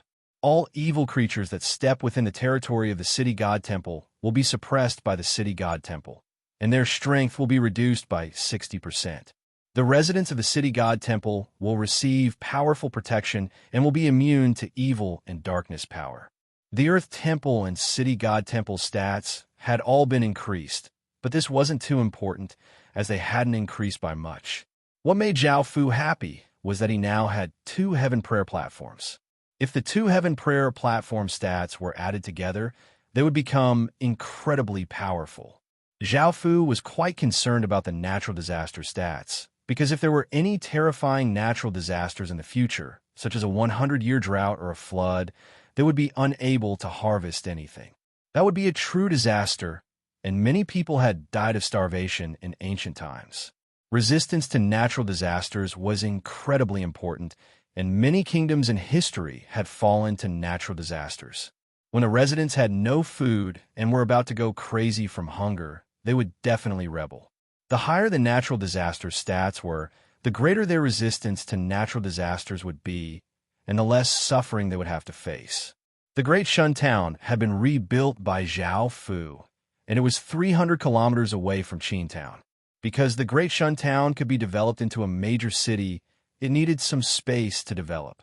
However, even though the Great Shun Town could be leveled up, because its legacy had been plundered by Qin Town, the other special buildings wouldn't be leveled up. For example, the Heaven Prayer platforms wouldn't be leveled up, which was quite a pity. As for the 30 or so villages around the Great Shun Town, Zhao Fu had relocated all of them back. He had only obtained a small portion of the EXP and no achievement points, and Zhao Fu had placed them in the regions that he had set up. Now, Qin Town had 210 villages, and just the spawn rate was 1,260 people per day. If they added on the people they purchased from the various regions, Great Qin's population would increase by 6,000 or so people per day. If they added on conquering other regions, Great Qin's population would grow at a shocking rate. Finally, Zhao Fu came to the origin. Before, there had been a system announcement that a historical figure had awakened. Every time this happened, Zhao Fu felt quite excited and guessed that it was that historical figure. A golden light shot out from the origin as an Aoved. A youth, as Zhao Fu looked as he looked like, and a youth as a Fu, a Zhao Zhao, as he Fu had as he thought about it. After the youth appeared, his eyes regained their light, and he looked at Zhao Fu. He immediately half knelt and respectfully called out, "Your Majesty." Name: Ming Tian Grade. SS title: None profession. General, profession effects. Can hold 2 military professions. Achievement points: Commoner 100 race. Human age 22 100 loyalty. 100 stats: Strength 10 intelligence. 8 constitution. 8 agility. 8 cultivation. Stage 0 cultivation technique. None skills. None equipment. Coarse cloth clothes, cloth shoes. Coarse cloth pants. Meng Tian was a famous general from Qin Shi Huang's era. He had once conquered the kingdom of Qi and led 300,000 soldiers to defend the Great Wall of Qi, deterring the Xiongnu from heading south to herd horses and preventing soldiers from shooting arrows. He had made countless contributions to Qin Shi Huang's unification of the 6 states. However, after Qin Shi Huang died and Hu Hai ascended to the throne, he was sentenced to death. Zhao Fu happily smiled. He had obtained another outstanding general, and he immediately said, "You may rise." After letting Meng Tian adapt to Qin Shi Huang, Zhao Fu took the corpses of great Shun's 4 historical generals to the underground region and prepared to refine them. He wondered what special effects these corpses would have after refining them. Now that he didn't lack energy stones, Zhao Fu threw the 4 corpses onto the refining formation and activated it. The 4 corpses were lifted into the air by a formless energy, and they started to melt like snow, turning into a pool of blood that gathered at their foreheads. System announcement. These 4 corpses have general stars sealed within them. Please choose whether to refine them normally or to refine them specially. If you choose to refine them normally, you will obtain 4 grade orbs corresponding to your grade. If you choose to refine them specially, the 4 corpses' grade orbs and general stars will be fused together. Zhao Fu couldn't help but smile. He had never thought that the corpses of historical generals would have such effects. As for general stars, not all generals had general stars. Only generals with the power to control the situation of the world had the right to have 13 general stars. Ordinary generals mainly had the 36 heavenly spirit stars or the 72 earthly fiend stars. Even though they were all general stars, they weren't as powerful as the 13 general stars, and their methods were different. When the 13 general stars were born, abnormal signs would appear, and their corresponding general stars would descend. This showed how powerful the 13 general stars were. However, the heavenly spirit stars and earthly fiend stars were different. Even though some general stars were born with them, most of them were formed after birth. It was possible for an ordinary person to walk the path of a general through some sort of fate, resulting in a general star. Zhao Fu's subordinates were most likely Bai Qi, Wang Jian, and Wei Liao, the 13 general stars, but the others were most likely heavenly spirit stars and earthly fiends. The system announcement stated that not only could he fuse the 4 corpses' grade orbs together, but he could also fuse their sealed general stars, which was quite surprising. Of the 2 options given by the heaven and earth refining formation, Zhao Fu would definitely choose the second option. A blood-red orb appeared on each of the 4 corpses' foreheads and fused together, giving off a bright blood-red light before forming a pearl-sized, irregular blood-red crystal. Zhao Fu stopped the magic formation, and the 4 corpses fell to the ground with a bang. The blood-red crystal floated in the air, and Zhao Fu walked over to take a look. Innate talent blood crystal. After using this item, not only can it greatly increase one's grade, but it can also obtain general stars and can be fused with. The innate talent blood crystal's effect were not the same as the grade orbs, which could directly increase one's grade. The system announcement stated that it could greatly increase one's grade, and it didn't seem as good as the previous one, but the key was how much it could increase one's grade. Chapter 271. Zhao Fu didn't know how much the grade would increase, but there was a detailed description of the general stars. Neo Jinxing's corpse was a heavenly spirit general star, while the other 3 were earthly spirit general stars. 3 earthly spirit corpses could form a heavenly spirit general star, and this innate talent blood crystal had already fused with 2 heavenly spirit corpses. If it was given to someone without a general star, they would only obtain a heavenly spirit general star. However, if it was given to someone with a heavenly spirit general star, they might awaken one of the 13 general stars.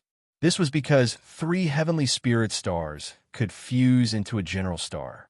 Zhao Fu now understood why the innate talent blood crystal could be fused again. As long as he fused with another heavenly spirit star and gave it to someone without a general star, they would obtain a general star. However, Zhao Fu didn't plan on fusing with it, because Meng Tian was most likely a heavenly spirit general star. Giving it to her would save a heavenly spirit corpse. At the same time, what shocked Zhao Fu was that 3 general stars could fuse into a weak king star, 3 king stars could fuse into a weak emperor star, and 3 emperor stars could fuse into a weak emperor star. Seeing this, Zhao Fu couldn't help but feel shocked that a king star could be obtained. Even though it was weak and couldn't compare to a proper king star, it could allow an ordinary person to instantly obtain an emperor's fate. This heaven and earth refining formations effects truly shocked Zhao Fu. As expected from one of the 6 great heaven-defying magic formations, Zhao Fu couldn't help but feel admiration. However, this was only one of the 6 great heaven-defying magic formations. What were the other 5? Zhao Fu didn't know, and he didn't know if he would have the chance to see them in the future. The other 5 formations' abilities were definitely quite terrifying.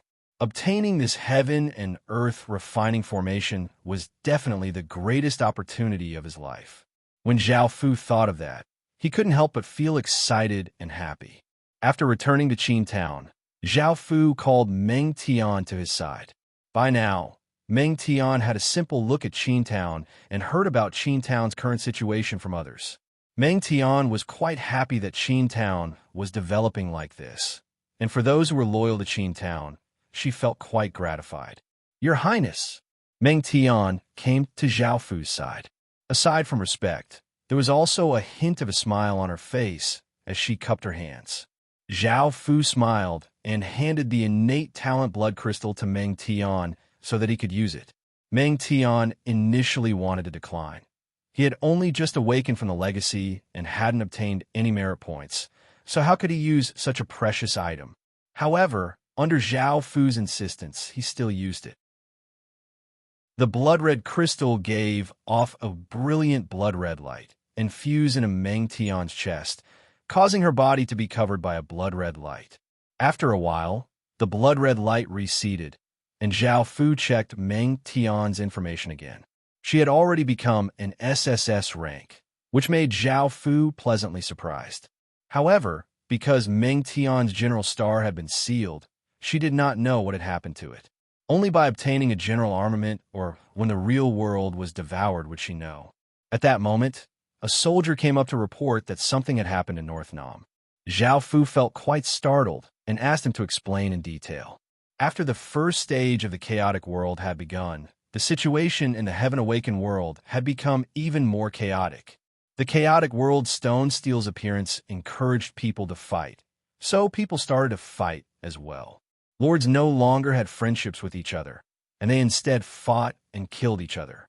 The boundary regions, which were already quite chaotic, became even more chaotic after the chaotic world stone steel's appearance. Compared to villages in the wilderness, player villages were easier to find and take down. Many players set their sights on player villages. Because there was enmity between the two sides, they attacked each other's villages. At first, it was the Vietnamese people. 10,000 or so players snuck over to the Chinese side and found targets before taking advantage of the night to take down 20 or so player villages. They hung the people they killed at the gates of the villages and used blood to write things like Chinese dogs and Chinese people were trash. They were incredibly arrogant and domineering. After making so many gains, the Vietnamese people went back to show off their achievements, causing the Vietnamese people to cheer and plan to try a few more times. The Chinese side was furious to the point that their lungs were about to explode, and a large number of players ran over to take revenge. Both sides started a fight, which became more and more intense. Almost everyone on both sides participated, and at least 10,000 or so people died every day. If it wasn't for the fact that players were continuously respawning, there wouldn't have been many people left in North Nam by now. In fact, this even affected the system main cities. At first, 1,000 or so Chinese players chased 100 or so Vietnamese players to the side of a system main city, which belonged to the Vietnamese side. 100 or so city guards used the excuse that fighting was forbidden within the system main city to stop the 1,000 or so Chinese players. The Vietnamese players who had escaped laughed and taunted the city guards, saying that they wanted to continue fighting if they had the guts. Before, the Vietnamese players had run over to the Chinese side and killed many people, enraging the 1,000 or so Chinese players, and they had chased them all the way here. Now, they were stopped by the system main city guards and provoked by the Vietnamese players. In the end, the 1,000 or so Chinese players couldn't take it anymore. Boundary regions were quite chaotic, but it wasn't without its benefits. First, the players had more battle experience than in other regions, and they had all sorts of rewards, equipment, skills, and cultivations. What's more, they had 1,000 or so people. As such, they attacked the 100 or so city guards in front of them. These system-main city guards looked down on the Chinese players, and most of the players had endured it for a long time. However, because of the massive difference in strength, they had been able to endure it. Now, however, they had finally exploded out. The results of the battle were incredibly bitter. Of the 1,000 or so Chinese players, only 320 were left, while the system-main city guards and the 100 or so Vietnamese players had all died. After this happened, the Vietnamese system-main cities were infuriated and forbade the Chinese players from entering their system-main cities. They slaughtered the Chinese players who were still in the Vietnamese system-main cities, and they gave out quests that stated that anyone who killed Chinese players would receive rewards. Moreover, there were no restrictions on players. Anyone who killed Chinese players would receive rewards. This made the Chinese system-main cities incredibly furious, and they also gave out quests that stated that anyone who killed Vietnamese players would receive rewards. Since the system-main cities on both sides were like this, the battles between the players on both sides became even more intense, and the factions on both sides continuously clashed. After listening to the soldier's explanation, Zhao Fu thought about how to obtain a large number of Stage 1 corpses, as well as how the Vietnamese Guard had become the faction that the Vietnamese people worshipped. Chapter 272. The first thing to do was to make the system-main cities on both sides fight. This required a detailed plan, so Zhao Fu first obtained all of North Nam's information and looked through it. A while later, Zhao Fu brought 1,000 or so Stage 1 soldiers, some elite assassins, and 300 ghost illusionists. He headed to North Nam and started to carry out his plan. Because the Vietnamese side had forbidden Chinese people from using teleportation channels, Zhao Fu was unable to directly teleport to Vietnam. As such, he could only use his own teleportation channel to go to Vietnam. Normally, the system-main cities guard would stay within the system-main cities and wouldn't come out unless there was a quest. Zhao Fu led his people to the Vietnamese side's Cao Tu City and set up an ambush before sending some of his indigenous residents to Cao Tu City's gates. "Sir, it's bad. Chinese people are slaughtering our indigenous residents, and many of Cao Tu City's residents have been killed," one of the indigenous residents said in terror.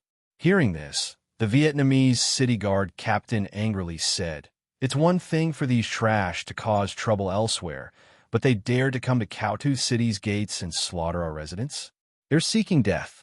How many people do you think they have? I'll immediately lead my soldiers to destroy them." As the conflict between the two sides became greater and greater, the hatred between them became deeper and deeper. Killing people right next to a city's gate was quite normal, so it was easy for the city guards to believe that it was another group of Chinese people who had come to kill people.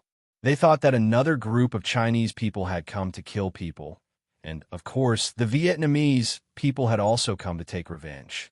In order to ensure the safety of their own residents, both sides joined the battle. However, both sides restrained themselves and stayed within their own system-main cities. There are around 300 or 400 people. The Vietnamese person that Zhao Fu had sent quickly replied. Hearing that there were so few people, the captain disdainfully laughed. Killing these players would be like killing a chicken, so he immediately called over 100 soldiers. However, just to be safe, he brought another 200 soldiers for a total of 300 soldiers. That way, even if the other side had 1,000 people, they wouldn't have to be afraid. "Hurry and take us there. Don't let those Chinese bastards get away," the captain said to the Vietnamese person that Zhao Fu had sent over. The Vietnamese guard sent by Zhao Fu pretended to be afraid and refused. Only after the guard captain tossed him a few silver coins did he reluctantly agree. Following this, the Vietnamese soldiers led the captain of the guards to that region. 10 or so minutes later, they arrived at an empty area. This area was like a small circle. It was flat in the middle. There were protrusions around it, and anyone who stepped onto it would be easy to be ambushed. Seeing this, the captain of the guards had a bad feeling. He turned his head and said coldly, "Where are the Huaxia people you mentioned?" The Vietnamese representative that Zhao Fu had sent over continued to act cowardly, and he pointed ahead as he said, "Sir, the Vietnamese representative is here. It's right in front." The captain of the guards thought about it and became suspicious. In the next moment, he took out his saber and chopped down. This attack was extremely sudden and fast. No one could understand why the captain wanted to kill this person. However, what no one expected was that just as the saber was about to descend and kill that person suddenly raised his hand and stabbed out a hidden sword from his sleeve, blocking the saber. The ripples from that person's body showed that he had stage 1 cultivation. This person's name was Chu Mao, and he was a Vietnamese person that Zhao Fu had heavily nurtured. He was one of the core figures of the Vietnamese guard, and his strength was extraordinary. By now, the captain of the guards was completely sure that they had fallen for a trap, and he yelled, "Kill him and leave. We've fallen for a trap." However, just as the captain of the guards finished yelling, a strange smile appeared on Chu Mao's face, and ghostly qi appeared beneath everyone's feet. The captain of the guard was given a big fright and yelled, "Hurry and retreat." Everyone else was given a big fright, and just as they were about to turn, the scene before them suddenly changed. It was as if they had been transported to another world, and malicious ghosts started to appear around them, ferociously leaping at them. Under Zhao Fu's nurturing, the 300 ghost illusionist cultivations had reached stage 0 to 7 or 0 to 8. However, these guard cultivations were all at least stage 1 of 4, and they also had good equipment. As such, the dark ghost world's effects were quite weak against them. The captain of the guards yelled, "This is an illusion. Everyone, stay true to your heart, and we'll be able to break through it soon." If they were given half an hour, perhaps they really would be able to break through the dark ghost world. However, Zhao Fu wouldn't give them even 5 minutes. The place where they were standing was completely covered by ghostly qi, and the 100 ghost illusionists had opened up a gap in the illusion, allowing Chu Mao to come out. Zhao Fu had wanted to lure them to the front, which would be safer. However, he hadn't expected the captain of the guards to see through him, so he could only act here. After all, the dark ghost world was a large-scale illusion, and once it was unleashed, it didn't differentiate between friend and foe. Everyone within the area would fall into the illusion. Zhao Fu's soldiers couldn't enter the area covered by the ghostly qi, or else they would also be pulled into the illusion. How do we kill these soldiers? This wasn't too difficult for Zhao Fu. He took out ballistae, and the soldiers also took out bows. Under Zhao Fu's orders, powerful arrows continuously shot towards the ghostly qi. The arrows were even denser than raindrops, and pained cries sounded out from within the ghostly qi. 5 or 6 minutes later, Zhao Fu asked one of the 100 ghost illusionists, "What's the situation like within the illusion?" The 100 ghost illusionists obeyed and used a skill. His eyes became gray and looked quite terrifying, as if they were the eyes of a ghost. The 100 ghost illusionists had the ability to see what was happening within the illusion. "Your Majesty, everyone within the illusion has been killed," the 100 ghost illusionists reported to Zhao Fu after seeing what was happening within the illusion. Hearing this, Zhao Fu gave the order to withdraw the dark ghost world. Corpses littered the ground, and their expressions were filled with terror. They had been shot to death by countless arrows, and their bodies were now covered with arrows. Looking at these corpses, Zhao Fu smiled and said, "This will give me another 300 stage 1 soldiers." If it wasn't for these special circumstances, Zhao Fu wouldn't have dared to directly kill the system main city soldiers. After all, he was afraid that the system main cities would specifically target Qin.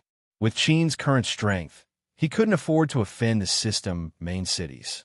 However, Zhao Fu didn't have to be afraid because Zhao Fu was using the chaos of the situation to make it so that the system main cities wouldn't be able to find out who he was, and they would instead target the system main cities. Chapter 273. After killing 300 soldiers at Cowtooth City, Zhao Fu headed to Ancient House City. Seeing that the captain of the city guards had not returned for a long time, the Cowtooth City's guards sent people to investigate. They found traces of blood and a few items on the ground. Even though they didn't see any corpses, the Cowtooth City's guards felt that something was off. This attracted the attention of the higher-ups in Cowtooth City. They had never thought that the Chinese players would set up an ambush to kill their soldiers. They were simply too much. Zhao Fu wondered if the other side system, main cities, had anything to do with this. Otherwise, how could the Chinese players suddenly become so powerful and instantly kill 300 system, main city soldiers without any resistance? This made Cowtooth City feel even more hatred towards the Chinese side, and they ordered their soldiers to be careful in case something like this happened again. After arriving at Ancient House City, Zhao Fu continued to use this method to kill 400 system main cities before returning to the Chinese side. "Sir, I saw Vietnamese system main city soldiers coming to our side to kill people," an indigenous resident reported as he breathlessly ran over. "What?" The guard was given a big fright and hurriedly asked, "Where? How many of them are there?" The indigenous resident immediately replied, "Sir, there seem to be around 100 of them. There are about 100 of them, and they kill our people as soon as they see them. They even insult our people, including your lord." The guard was infuriated and reported this matter to his superiors, making many of the soldiers furious. After all, there was already enmity between them, and yet they had come here to insult and provoke them. This was simply intolerable. A Stage 2 general angrily led 500 soldiers over, but when they arrived, they didn't find anything. The general immediately felt that something was off, and when he turned around, he saw that the guide had disappeared. The general was given a big fright and yelled, "Hurry and leave." However, it was too late. Ghostly chi flowed out from the ground and covered them, and they felt as if they had been transported to another world, an eerie ghost realm. Seeing that they had been trapped, Zhao Fu didn't hesitate to give the order to attack. Suddenly, a roar rang out, and a figure charged out from the area, shrouded in ghostly chi. It was the guard general. The 100 ghost illusionist cultivation was only around stage 7 to 8, and being able to trap a stage 1 soldier was already his limit. He was unable to trap a stage 2 soldier, so the stage 2 soldier was only trapped for 5 to 6 seconds before breaking free and rushing into the dark ghost world. After the general rushed out and saw the people around him, he furiously called out, "Who are you people? How dare you ambush our soldiers?" Zhao Fu smiled and walked towards the general.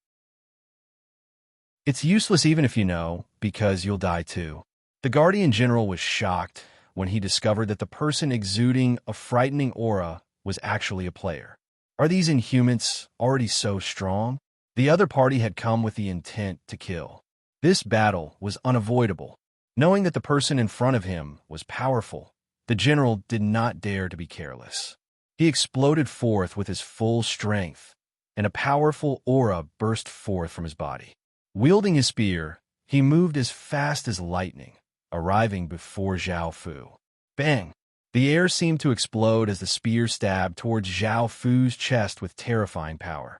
Looking at the incoming general, Zhao Fu did not move, and his expression did not change. The instant that the general attacked, he drew the sword at his waist and swung it, deflecting the general's spear before slashing out, leaving behind a sharp arc of light. Pooh! The general's throat was slashed open, causing a large amount of blood to spurt out. Following this, the general powerlessly collapsed to the ground. In just 2 simple attacks, Zhao Fu had killed the general. Compared to before, Zhao Fu's strength and cultivation were both much greater. The other Qin city soldiers continuously shot arrows into the area shrouded in ghostly chi, and 7 or 8 minutes later, all that was left were corpses covered with arrows. Zhao Fu ordered some people to clean up the battlefield and collect all of the corpses. He also left behind a few Vietnamese items before heading to the next system main city, Saber City. Following this, news of what had happened here spread to Emptiness City, and everyone cursed at the Vietnamese side. At the same time, they felt even more hatred towards the Vietnamese side. Zhao Fu went to Saber City and used this method to kill another 300 or so soldiers. That day was the end of the operation, and he had killed 1,500 soldiers in total. After bringing these corpses back to the veterans, Zhao Fu gained another 1,500 Stage 1 soldiers. At the same time, the things that Zhao Fu had done caused the situation in North Nam to become quite tense, and the smell of gunpowder became even more intense. The players on both sides continued to attack each other and construct teleportation channels to the other side. They stood guard outside the system main cities, and if any player dared to come out, they would be killed. This was to gain face, and anyone who killed the other side would be rewarded. As such, the players on both sides were like fire and water. However, what happened in North Nam attracted a lot of attention in the real world. Before, if anyone dared to insult China or do anything against China, they would be infuriated. However, things were different now. This was because there were simply too many enemies. In the East, Japan, Korea, and France were fighting against China. In the West, Great India and Thailand were fighting against China. In the South, Russia and Mongolia were fighting against China. And in the North, Vietnam and Cambodia were fighting against China. With the start of the chaotic world, the chaotic boundary regions became true battlefields. It was a battle of life and death, and there was no peace at all. In the North Nam region, on the Chinese side, a new faction suddenly rose up. It was called Northwind, and it was said that all of them were powerful and had Stage 1 or above cultivation. They attracted many players, and Northwind's recruitment requirements were quite low. In just a day, they had recruited 40,000 people. This caused the Chinese factions to feel quite startled, and they became quite wary. Who wouldn't be worried about such a powerful opponent? However, Northwind announced that they definitely wouldn't attack the Chinese side, as their enemy was the Vietnamese side. At the same time, they called for everyone to unite and destroy the Vietnamese side. On the Vietnamese side of North Nam, the Vietnamese Guard had developed for a long time, and it now had 20,000 people. Now, it had expanded by another 10,000 people, bringing it to 30,000 people. This was the reason why the Vietnamese Guard had become a large faction. Adding on the Vietnamese Guard's righteousness and friendliness, it was greatly liked by the Vietnamese side. The Vietnamese Guard also stepped out and loudly called for the Vietnamese side to unite and resist China. They couldn't allow China to bully Vietnam, and any Vietnamese person with a conscience should stand up and resist China together. Chapter 274. After the two alliances were established, they immediately became the two largest factions in North Nam. Even the system main cities could not underestimate them, as they each had 500,000 people, which added up to 1 million people. They were massive existences. Of course, the Northwind Alliance was established by Zhao Fu, and no one would have guessed that Xin Feng was controlling these two alliances. The next day, Zhao Fu wanted to continue leading his people to ambush the system main city soldiers, but he found that all of the system main cities had entered a state of war. The soldiers patrolled with serious expressions, and there were even checks on people entering and exiting the system main cities. Anyone suspected of harming the system main cities was not allowed to enter. It was evident just how strict the system main cities' defenses were, and Zhao Fu could not do anything about it. With how vigilant the system main cities were, it was possible that he would suffer a double loss. Zhao Fu decided to use these two massive factions. This could be an incredibly tragic disaster for North Nam, and it could shake the real world. However, Zhao Fu did not have any misgivings. First of all, the two factions only had 1 million or so people in total, and each region had at least 6 million players. This meant that there were still many people who had not joined yet, and he had to use some tricks to get them to join. As the leader of the Northwind Alliance, Zhao Fu sent out invitations and held the first meeting of the Vietnam Destroyer Alliance. The factions that received the invitations were not surprised at all, as this was something that was bound to happen. However, they all felt quite curious. Who was the leader of the Northwind Alliance to be able to establish such a massive faction in such a short period of time? The place where the meeting was held was a hall that was 500 square meters wide. It was exquisitely decorated, and there was a red carpet on the ground with wooden chairs around it. The leaders of the various factions brought a few guards with them, and it seemed as if they were going to a meeting. Many of them knew each other, and they greeted each other on the way before walking over with smiles on their faces. The system factions took this meeting quite seriously, and they sent people to secretly observe it. Zhao Fu did not put on any airs, and he immediately went to the hall and waited for the leaders to arrive. Of course, Zhao Fu did not reveal his appearance, and he wore a black cloak. The leaders of the various factions were quite surprised to see Zhao Fu. However, they all smiled and greeted him politely, and Zhao Fu responded in a friendly manner. Finally, the leaders of the 389 factions all arrived and sat in the hall. At first, it was a little noisy, and many of the factions whispered to each other and chatted with the other leaders. Pa, pa, pa. The crisp sound of clapping rang out.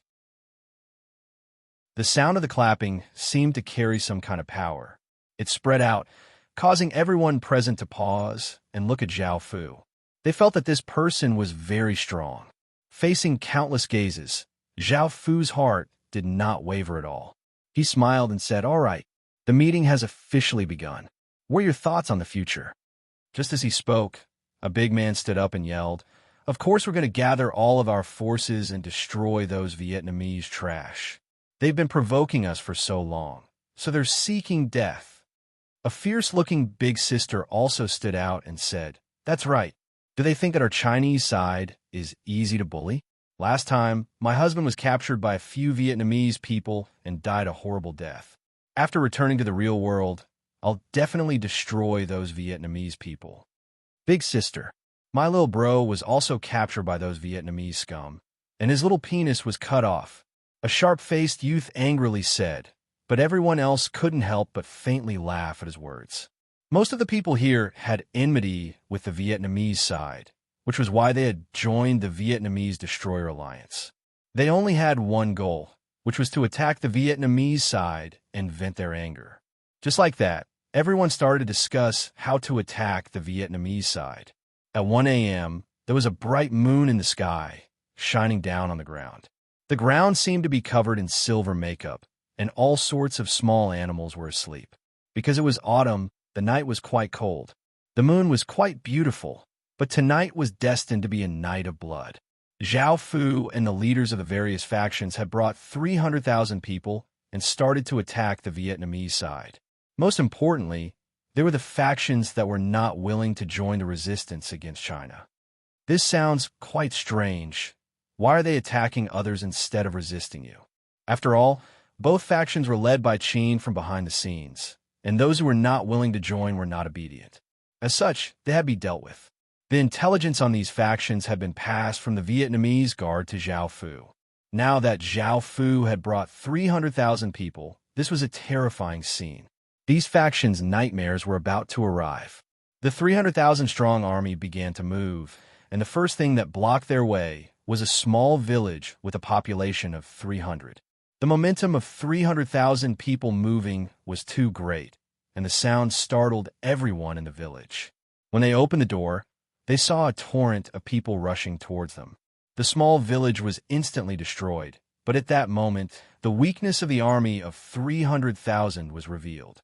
Because they were all people from different factions, it was impossible for them to be united. Moreover, they were all focused on their own interests. Seeing that the village was defenseless, they started to loot everything of value from the village. Some stole equipment, some stole resources, some stole money, and some stole people. It was quite chaotic, and it seemed that they were just a motley crew. They did not have much fighting power, and they relied on numbers to win. Seeing this, Zhao Fu inwardly shook his head. However, the appearance of the 300,000 army was quite terrifying. They were like a flood that rushed towards everything in front of them, and no one could stop them. The village was instantly razed to the ground without any resistance. The flood of people continued to surge forward ferociously. No matter how hidden the village was, in front of the eyes of 300,000 people, there was nowhere to hide. The massive flood of people destroyed everything, and there was nothing that could stop it. As the flood continued to descend, it was accompanied by cries, flames, and lives. This was a complete massacre, and it lasted until 5 or 6 a.m. Only when the sun was about to rise did it stop. During this operation, they had conquered 168 villages, killed over 50,000 Vietnamese people, and captured over 20,000 Vietnamese. They had obtained countless resources and 5 million copper coins, and there were very few casualties. After all, 300,000 people were fighting against a village with only a few hundred people. How many casualties could there be? Not including the rewards from the chaotic world stone steel or the system main cities. They were all worth billions of dollars in the real world. The most important things were the village creation stones and the people they had killed. However, there were still many factions participating, around 300 or so factions.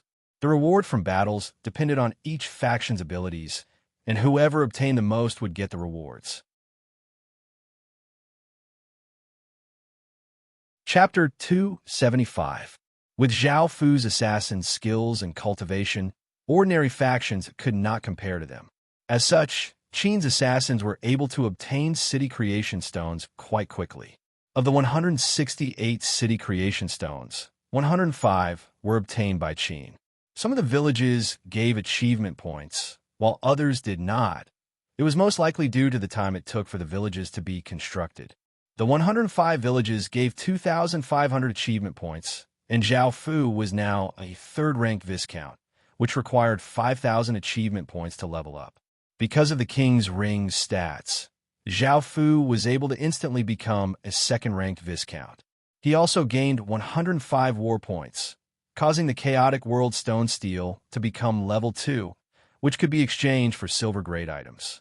Leveling up a level 2 stone steel to level 3 required 500 war points, which could be exchanged for gold-grade items.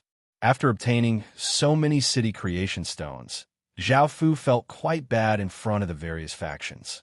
After all, he was the leader of this expedition. If he wanted to be a good leader, he had to do things that were beneficial to everyone.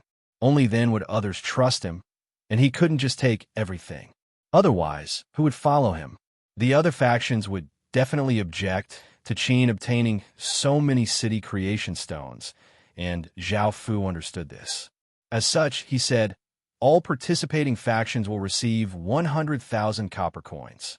These words delighted the other factions. 100,000 copper coins was equivalent to $1 million in the real world. Even though it wasn't much, it wasn't little either, and everyone would receive a share. This caused countless factions to feel incredibly grateful toward Zhao Fu. Before, he had only been one of the 10 or so factions in the alliance, but after this operation, he had received the acknowledgement of many factions, and he had become the leader of the entire alliance. Only the money Zhao Fu had spent was enough to win over the hearts of the people, allowing the entire alliance to work for Qin. The Vietnam Destroyer Alliance had swept through almost all of the player factions in the east of Caotooth City, shocking the entire Vietnamese side. The momentum they had been building up was instantly suppressed, and the clamoring voices also disappeared, causing the Vietnamese side to feel quite threatened. On the other hand, the Chinese side was incredibly excited, and they praised the Vietnam Destroyer Alliance for their actions, greatly raising the alliance's reputation. The first meeting of the China Resistance Alliance was also held in Caotooth City, and many factions were arguing in the hall with anger and fear. Some people wanted to use the same methods to start a similar battle to take revenge against China, while others wanted to negotiate peace with China. They felt that the Vietnamese side would not be able to defeat China, and after that night, they felt quite afraid. At that moment, Lai Qinxian gave off a dignified and heroic aura as she stood up and said loudly, "Everyone, do you think the Huaxia people are peaceful?" Now that things had reached this point, was there still any possibility of peace? Now that Huaxia has stepped on our heads, are we still going to swallow this humiliation? This time, the Vietnamese side was heavily wounded because we weren't united enough. The Chinese people think that we're easy to bully, so we'll only have strength if we're united. We can't endure being bullied by the Chinese people anymore. It's time to show those arrogant Chinese people how powerful the Vietnamese people are and give them a heavy blow. Lai Qinxian's impassioned words made everyone's blood boil. Many people couldn't help but echo, "We must make China pay a heavy price." Right now, Lai Qingqian was the goddess that almost every player was infatuated with. It wasn't just because of her appearance, power, and most importantly, her noble character. The meeting concluded. Lai Qingqian let out a sigh of relief and collapsed in her chair. She had definitely been acting, and the words she had said were all scripted. Despite her dignified and resolute appearance, she had actually been incredibly nervous. She was afraid that she wouldn't be able to act properly and that she would be reprimanded by Zhao Fu. Afterwards, the China Resistance Alliance spread out a large amount of information, saying that the Vietnamese side was not united enough and that those who didn't join the alliance would be destroyed by China. No matter if it was a faction or an individual, they had to be united so that the alliance would give them safety. Otherwise, all that awaited them was death. Last night, the Vietnam Resistance Alliance's 300,000 soldiers had swept through the Vietnamese side, causing everyone in Vietnam to fear them. As such, as soon as the China Resistance Alliance said this, countless people joined, and most of them were forced to join due to the immense pressure from China. In just over a day, the number of members of the China Resistance Alliance had increased to a terrifying 5 million. When Zhao Fu heard about this, he was quite shocked. They had managed to gather so many people. If there were even more people, Zhao Fu would want to use them to attack a system main city. The Vietnam Resistance Alliance's large factions also heard about this from their spies in Vietnam, and their expressions fell. They hurriedly went to find Zhao Fu to discuss this.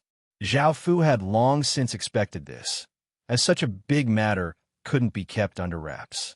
Zhao Fu discussed with them about using isolation barriers to form a line of defense that would prevent the Vietnamese side from using teleportation channels and quickly reaching the Chinese side. They would also use 500,000 people to form a second line of defense. However, most of the defense would be on Vacant City's side, and Zhao Fu left a gap on Saber City's side. After all, many people for Saber City had not joined the alliance. The leaders of the 10 or so large factions understood that Zhao Fu was trying to draw disaster toward Saber City. However, there was nothing they could do. The Vietnam Resistance Alliance only had 500,000 people, and how could they defeat the 1.5 million Vietnamese players in a direct confrontation? Moreover, this would also make those who had not joined the alliance suffer. As leaders of large factions, none of them were idiots, and they all approved of this plan. After all, not only would it be beneficial to the alliance, but it would also be beneficial to them.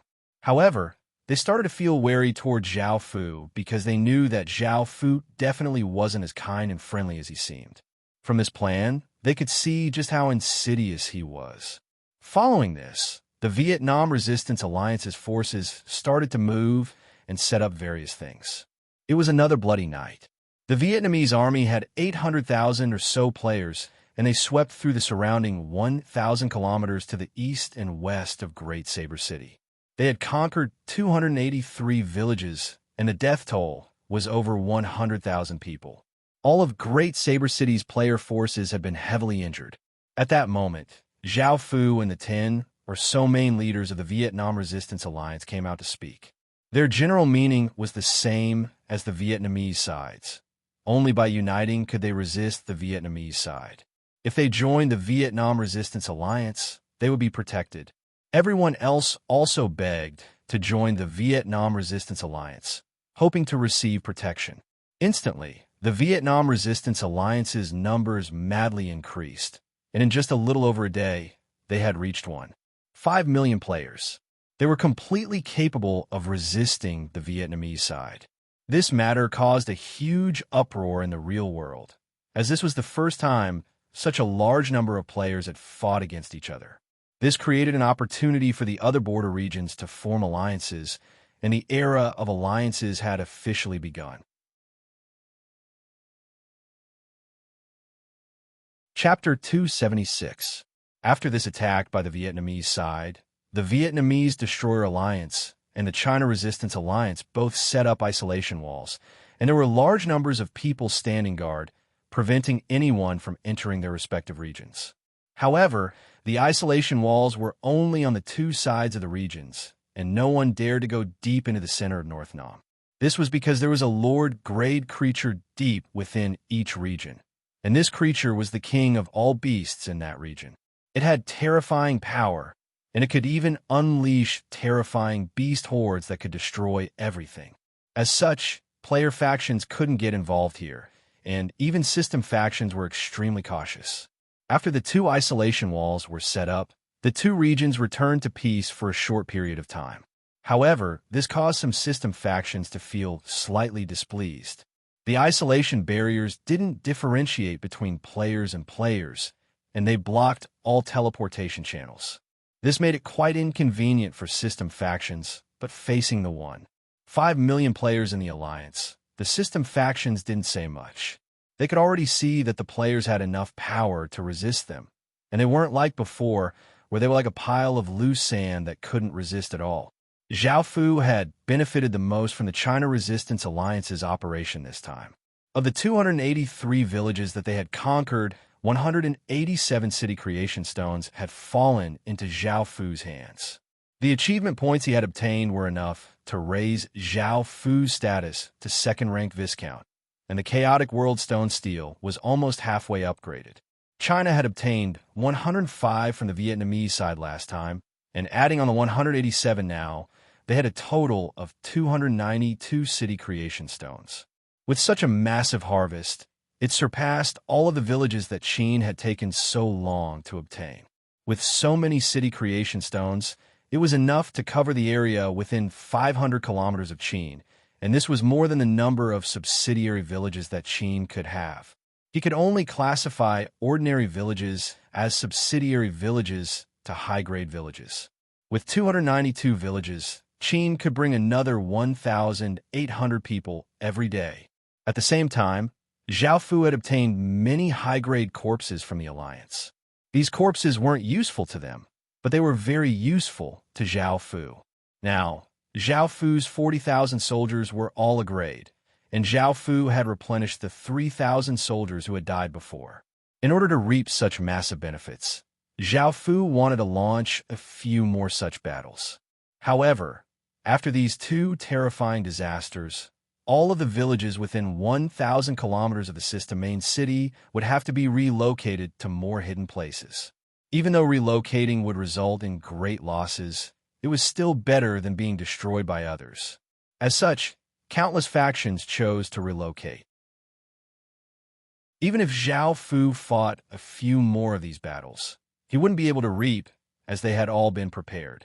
Now that the player factions on both sides had suffered heavy losses, Zhao Fu could only allow North Nam to temporarily regain some peace and allow them to recover some strength before making further plans.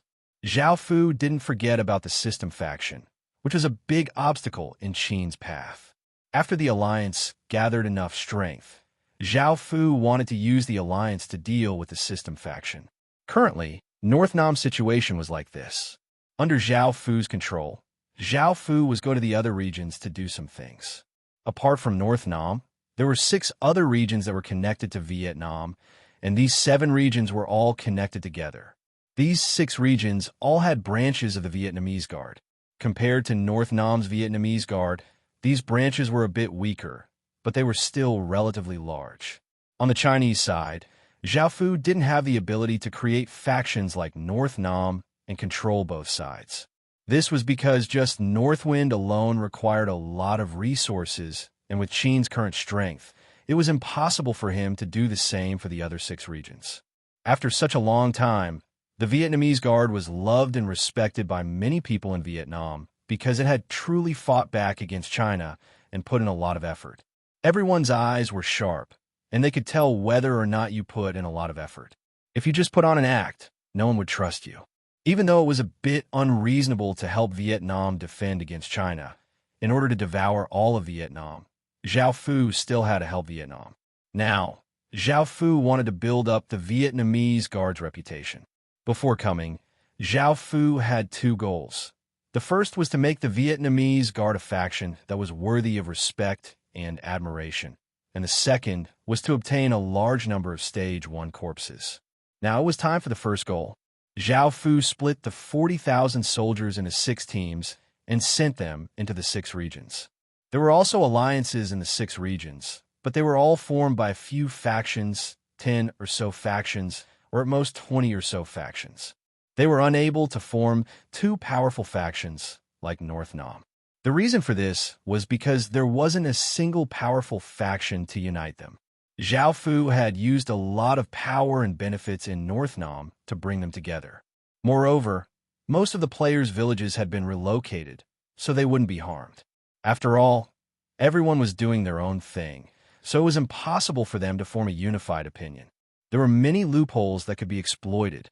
Zhao Fu led one of the 6 teams, while Bai Qi, Wang Jian, Wei Liao, and the others led the other 5 teams into the 6 regions.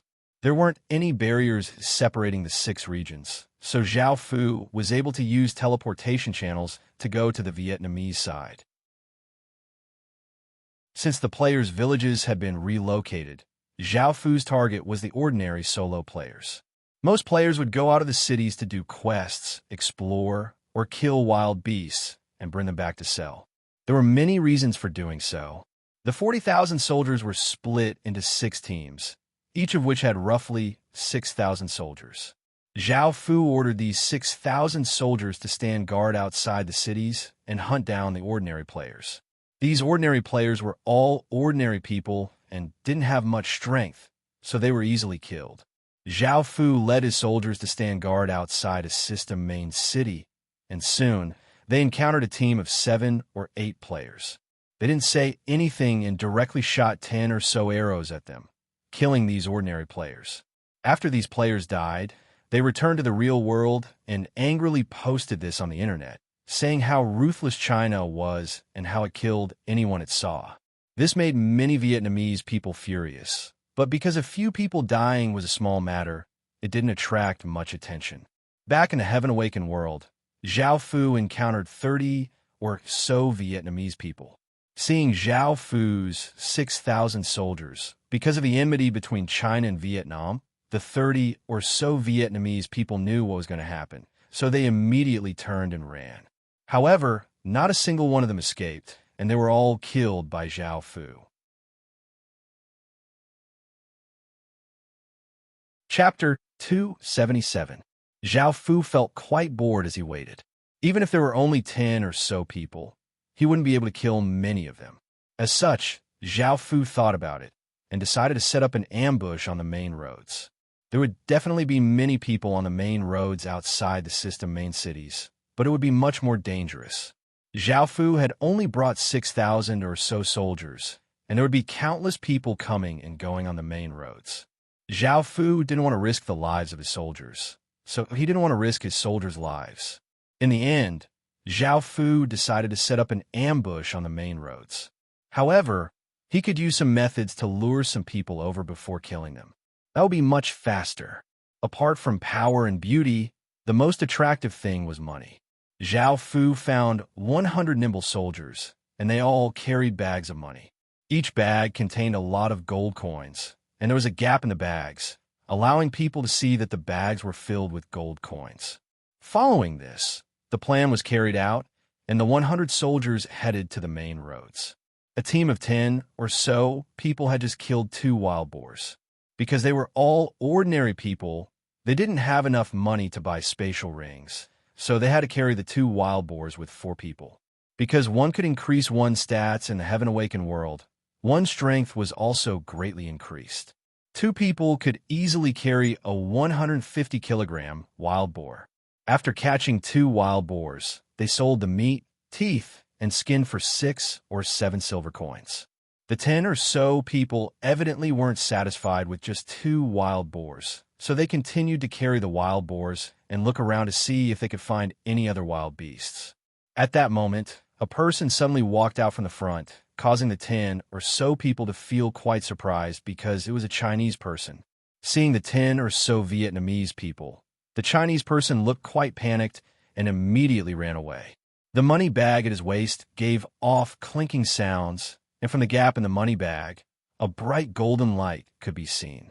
The 10 or so Vietnamese people stared at the money bag, and their expressions instantly changed. In the next second, they abandoned the wild boars and rushed towards the Chinese person. "We've hit the jackpot this time," The 10 or so Vietnamese people all had the same thought, and they felt quite excited as they chased after that Chinese person. Right now, the Vietnamese and Chinese people were fighting intensely, to the point where only one side could survive. Even if a lone Chinese person didn't have any money, these 10 or so Vietnamese people definitely wouldn't let this Chinese person off.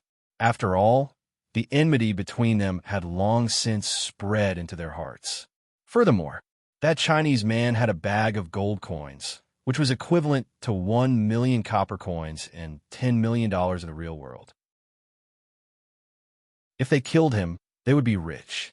10 or so Vietnamese people ferociously chased after the Chinese person. Seeing that the Chinese person was running so quickly, a few of the Vietnamese people with bows shot out a few arrows, but the Chinese person easily dodged them, so the archers could only continue chasing. After a while, the 10 or so Vietnamese people were gasping for breath, and seeing that the Chinese person in front of them had stopped, they were delighted. They had thought that they would not be able to catch up to him, so they gathered their strength and prepared to rush up and kill that Chinese person.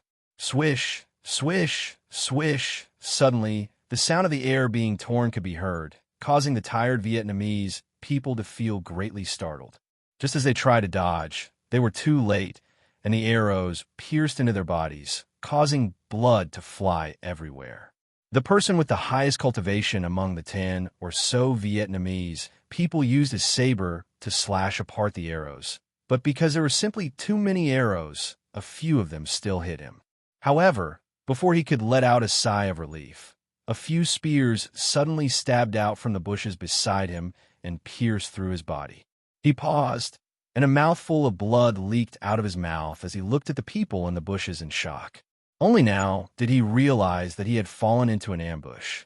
Zhao Fu had long since split his 6,000 soldiers into groups, and they worked together to kill the Vietnamese people. Zhao Fu was quite bored by himself, so he decided to kill a few Vietnamese people. After waiting on a small path for a while, he saw a dark-skinned elder wearing traditional Vietnamese clothes. His face was covered with wrinkles, and there were traces of blood on his body, making it seem that he had been injured. The elder's aura was quite powerful, and he had stage 3 cultivation. With this kind of cultivation, his status in a main city would definitely not be low. Zhao Fu slowly drew his sword and looked at the elder. The elder looked at the black-cloaked figure in front of him and said with a hoarse voice containing a trace of anger, "Does Whiteleaf City want to kill us all? I'm the adoptive father of Flowing Water City's city lord.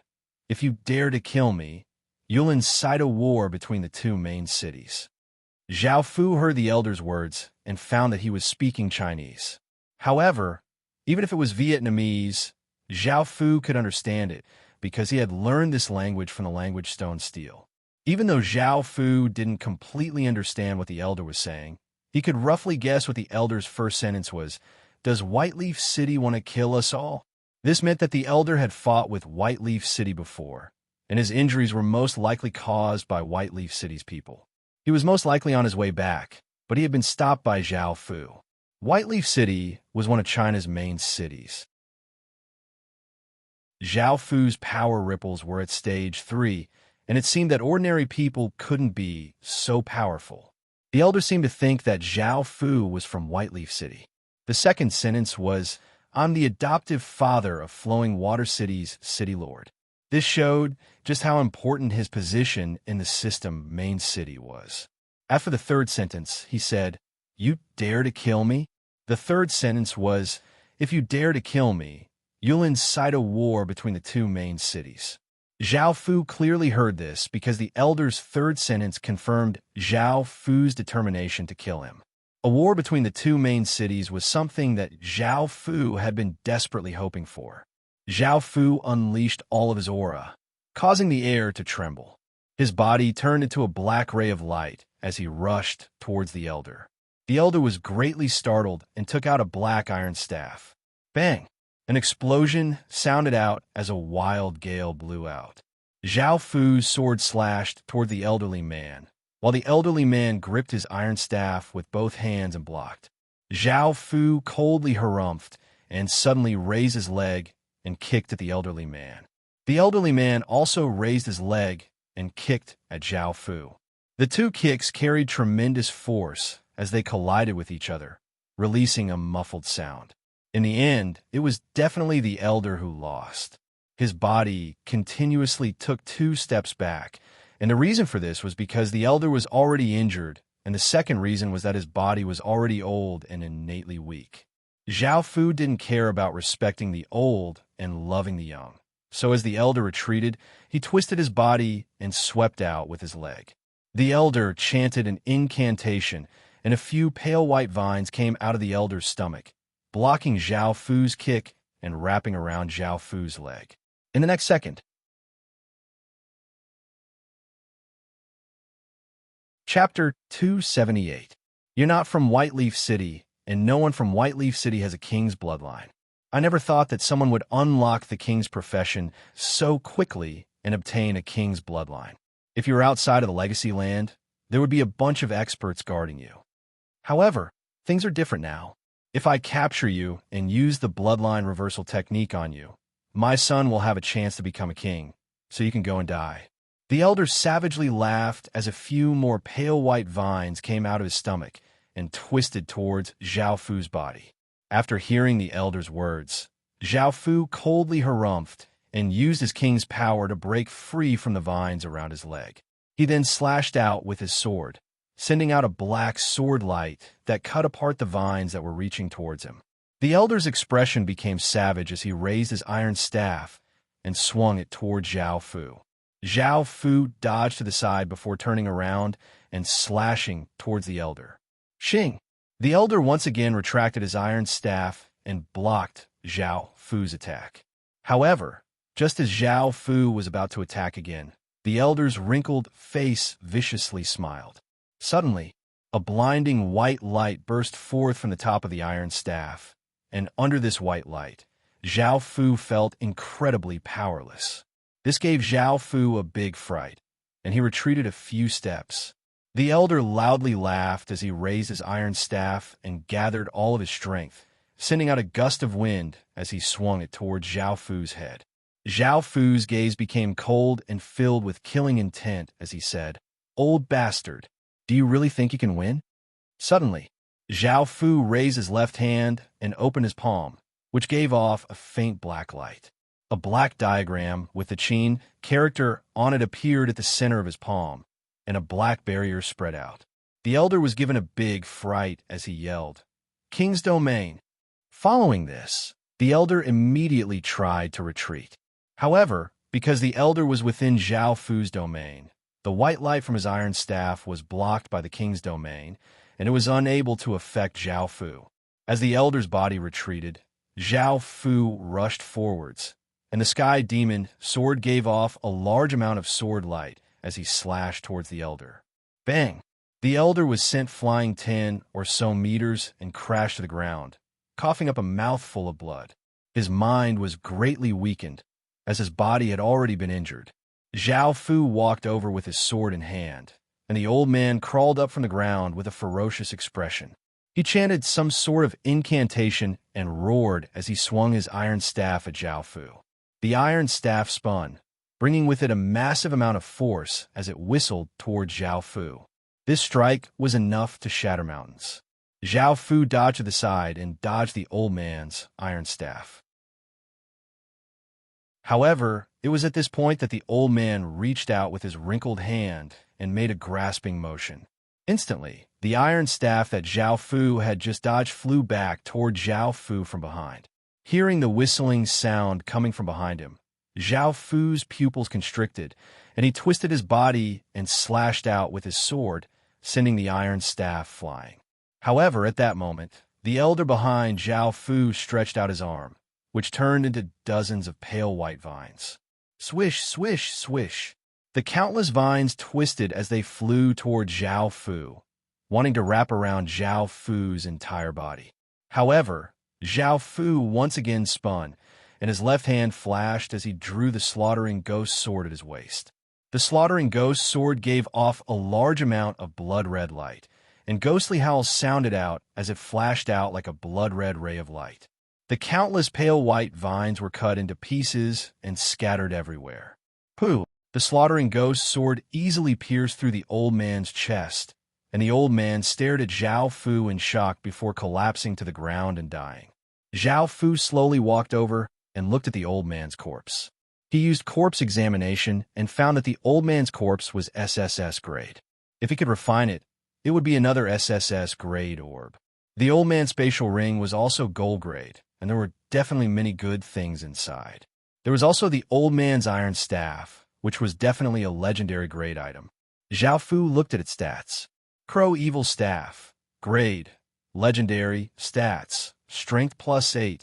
Intelligence +20. Constitution +10. Agility +8. Description. A magic staff forged from many types of evil items, and it contains an enhanced weakening light. This enhanced weakening light was most likely the white light that the old man had used to make Zhao Fu feel powerless. There were many good things on the old man's body, but Zhao Fu suppressed his greed and didn't take a single one of them, all for the sake of his plan. At the same time, Zhao Fu stopped what he was doing and recalled all of his soldiers. He ordered them to clean up the battlefield and make it look as if there had never been a battle. Following this, Zhao Fu threw the old man's corpse onto the main road outside the city and hacked at the old man a few times to make his death look more pitiful. After doing all of this, Zhao Fu gave a pleased smile. Even though he had killed an elderly man who he did not have much enmity with, if he had been weaker back then, he definitely would have been killed by this elderly man just because he was a Chinese person. The elderly man would not have felt the way he did now. Following this, Zhao Fu ordered his soldiers to start spreading rumors. He first dismembered the 600 or so players' corpses, making it look like a massacre. He then sent his Vietnamese players to start shouting in all directions. Whiteleaf City's general came to our city and started a massacre. We even saw the system main general being pierced through the chest by that person. That pitiful old man died, such a pitiful death, and Whiteleaf City's general is now killing him to silence him. Everyone run. This news quickly spread, and the system faction that had been the first to hear about it hurriedly led a large number of soldiers over. Seeing this scene, they were greatly shocked. Countless players also hurried over, and seeing the bloody scene on the ground, the Vietnamese players were all infuriated and gnashed their teeth in hatred towards the Chinese side. Most of the Vietnamese people had believed what those people had said, and they had spread the news with exaggeration. Soon, the rumors would become true. Boom! A massive wave of energy descended as a dark-skinned man who looked around 30 years old landed on the ground. He was the city lord of Flowing Water City, Ho Ming. Ho Ming looked at the old man's corpse on the ground, as well as the many wounds on his body. A wave of anger surged up in his heart, and he roared, his voice echoing through the surrounding 5 kilometers. Following this, Ho Ming slowly walked towards the old man's corpse as he thought back to the memories he had with his adoptive father. He had been an orphan since he was young and had wandered the streets. Fortunately, his adoptive father had taken him in, protected him, and loved him dearly. Everything had been for his sake. All of these memories pierced his heart. Hui Ming hugged the old man's body, and 2 drops of tears flowed out of his eyes. A soldier stepped forward and reported the information he had received. City Lord, Sir Hu wanted to go to Whiteleaf City to steal an item, but he was discovered by Whiteleaf City's people and injured Sir Hu. Who would have thought that they would chase him all the way to our main city? Chapter 279. Gather our forces. Head to Whiteleaf City. Hung Ming said coldly as he hugged the elderly man's corpse, causing countless people's hearts to tremble. The soldiers obeyed and immediately gathered their forces. The surrounding Vietnamese players couldn't help but feel excited, and they knew that something big was about to happen. Countless players decided to go as well. With a system faction leading them, what did they have to fear? Within Whiteleaf City, a scholarly-looking middle-aged man asked, "Did anything happen to the treasury?" There were 2 men and 1 woman standing next to him. They were Whiteleaf City's 3 great generals.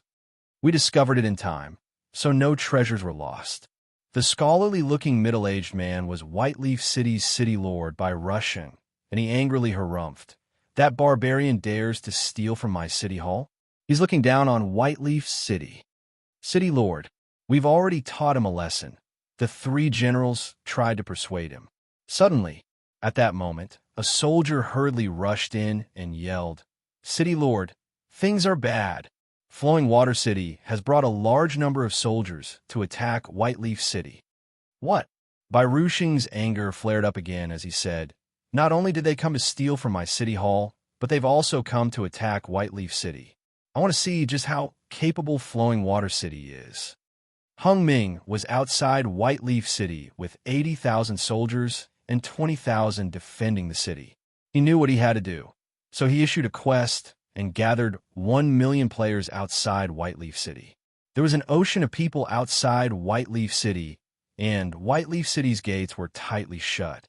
Soldiers stood on the city walls with serious expressions, creating an austere atmosphere. When Barushing came to the city walls and saw so many people, he felt quite shocked. At that moment, Hung Ming stood in front of the million soldiers and yelled, "Hand over the person who killed my adoptive father, or I'll raze Whiteleaf City to the ground." Hearing this, Barushing was infuriated and replied, "I don't know what you're talking about, but don't go too far.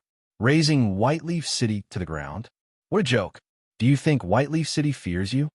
Hung Ming was so furious that he started to laugh. "You're still quibbling? Apart from Whiteleaf City's people, who else could kill my adoptive father? If you don't hand over the person, I'll attack." Bairu was so angry that she also laughed loudly. "Then you could try." Normally, there were many conflicts between the two system main cities, and both of them had their own grievances. The elder's death was like a fuse, and neither of the two city lords wanted to take a step back. Neither of them wanted to submit to someone else. "You're courting death." Hu Ming stomped on the ground, causing a large crater to appear. His body also soared into the air and shot out like a cannonball. Barushing coldly harumphed and drew his sword as he charged out. Boom! The two city lords started a shocking battle, and the soldiers below also started to attack. 1 million Vietnamese soldiers flooded towards Whiteleaf City, giving off terrifying sounds, and a surrounding 10-kilometer radius area was covered by their auras. Whiteleaf City was busy defending itself, and it also issued urgent quests for countless players to defend the city. Swoosh, swoosh, swoosh. Countless arrows shot out from Whiteleaf City, raining down like thousands of raindrops. Poo-pee-you-pee-you.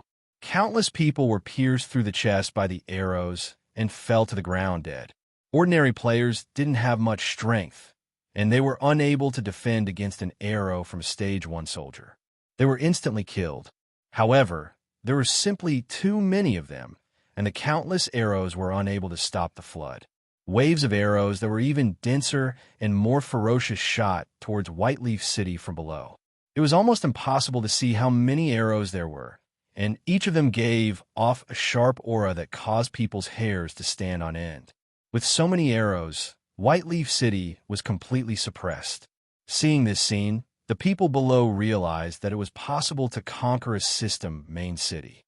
Thinking about the benefits of conquering a system main city, they excitedly roared, and their battle cries shook the heavens. Whiteleaf City's 3 great generals looked quite serious as they stood on 3 sides of the city walls. They raised their weapons, and Whiteleaf City's walls gave off a bright white light as white leaves shot out from the walls. These white leaves were quite similar to normal leaves, and they seemed to be formed from white light.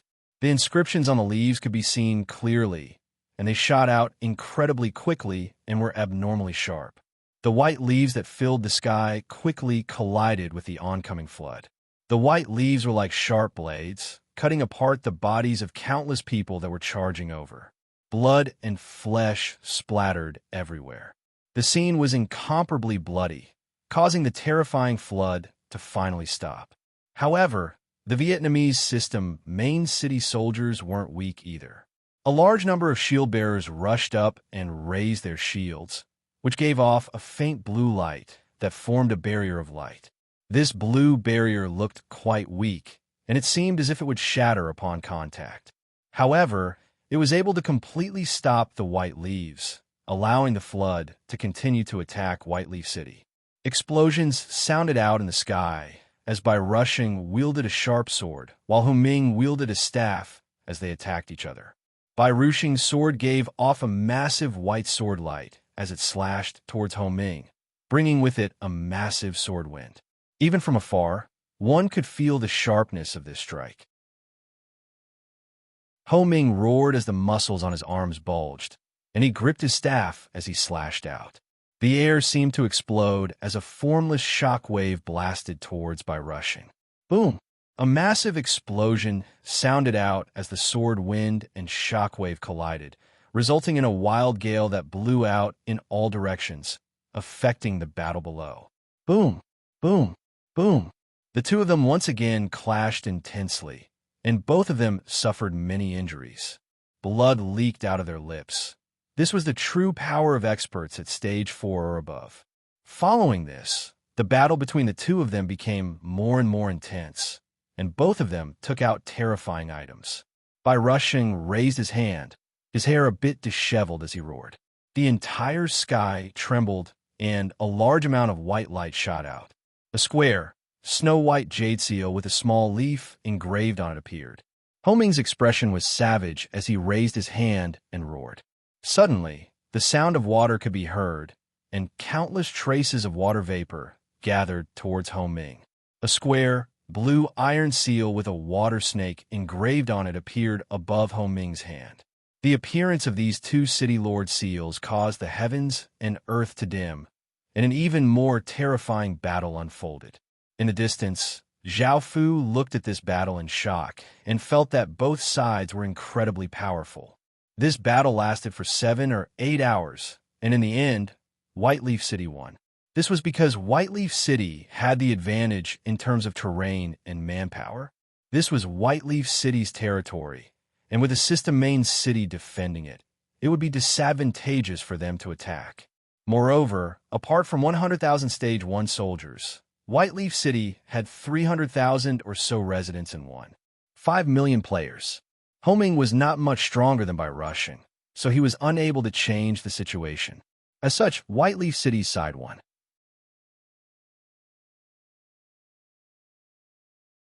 Chapter 280. Both sides had suffered great losses in this battle, and corpses littered both inside and outside of Whiteleaf City. Blood had been splattered everywhere, and the scene was incredibly gruesome, as if it was hell on earth. Because both sides had invested far too many soldiers, the consequences were massive. Whiteleaf City had lost 30,000 or so soldiers and 400,000 or so players, while Flowing Stream City had lost even more, 50,000 or so soldiers and 700,000 or so players. There were over 1 million corpses in Whiteleaf City, and it was evident just how intense and bloody this battle had been. This matter shocked the entire world, and China and Vietnam paid special attention to it. After countless people analyzed and guessed that there was someone behind the scenes who had killed Vietnam's general, it was actually someone else. That person's goal was most likely to cause a huge battle between the two system main cities. It was a pity that both sides had been furious and hadn't calmed down. If they had confronted each other, the truth would have come to light. It was just that no one knew who the person behind the scenes was. What was their goal? Who was it? Was another system main city? Or was it a player faction? These were all just guesses, and most people thought that it was Whiteleaf City that had killed people and caused a huge battle. In the future, some historians believed that Qin had a hand in everything that had happened in the Heaven Awakened world. However, they hadn't found any concrete evidence yet, so they couldn't be sure if it was Qin. Back at Zhao Fu ordered his soldiers to wait for an opportunity to steal the corpses of Stage 1 soldiers and high-grade soldiers. Zhao Fu chased after Flowing Stream City's City Lord. The battle between the two City Lords had been incredibly intense, and both of them had been heavily injured. Whiteleaf City still had a large number of residents and soldiers, and it was his territory, so it wasn't easy for Zhao Fu to act. However, Flowing Stream City's City Lord was different. He was heavily injured and had less than 30,000 soldiers with him. If Zhao Fu could kill him, he would be able to easily obtain a system main city. For such a massive benefit, Zhao Fu didn't mind using his nation armament. Ho Ming's chest was covered with blood, and one of his subordinates supported him as he quickly walked.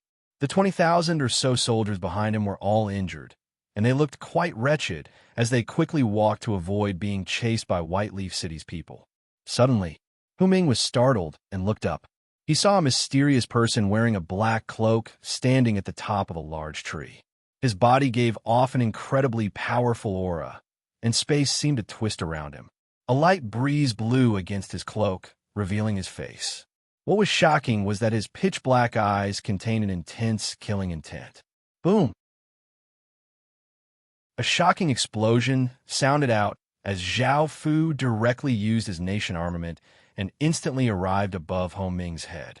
His sword contained shocking power as it slashed down, causing the ground in the surrounding 100 meters to collapse. Ho Ming directly used his City Lord Seal's power and grit his teeth as he raised his staff with both hands and blocked this terrifying attack. However, this attack was simply too powerful, and Ho Ming was heavily injured. As such, Ho Ming coughed up a mouthful of blood, but because he gritted his teeth, blood flowed out of his mouth. City Lord!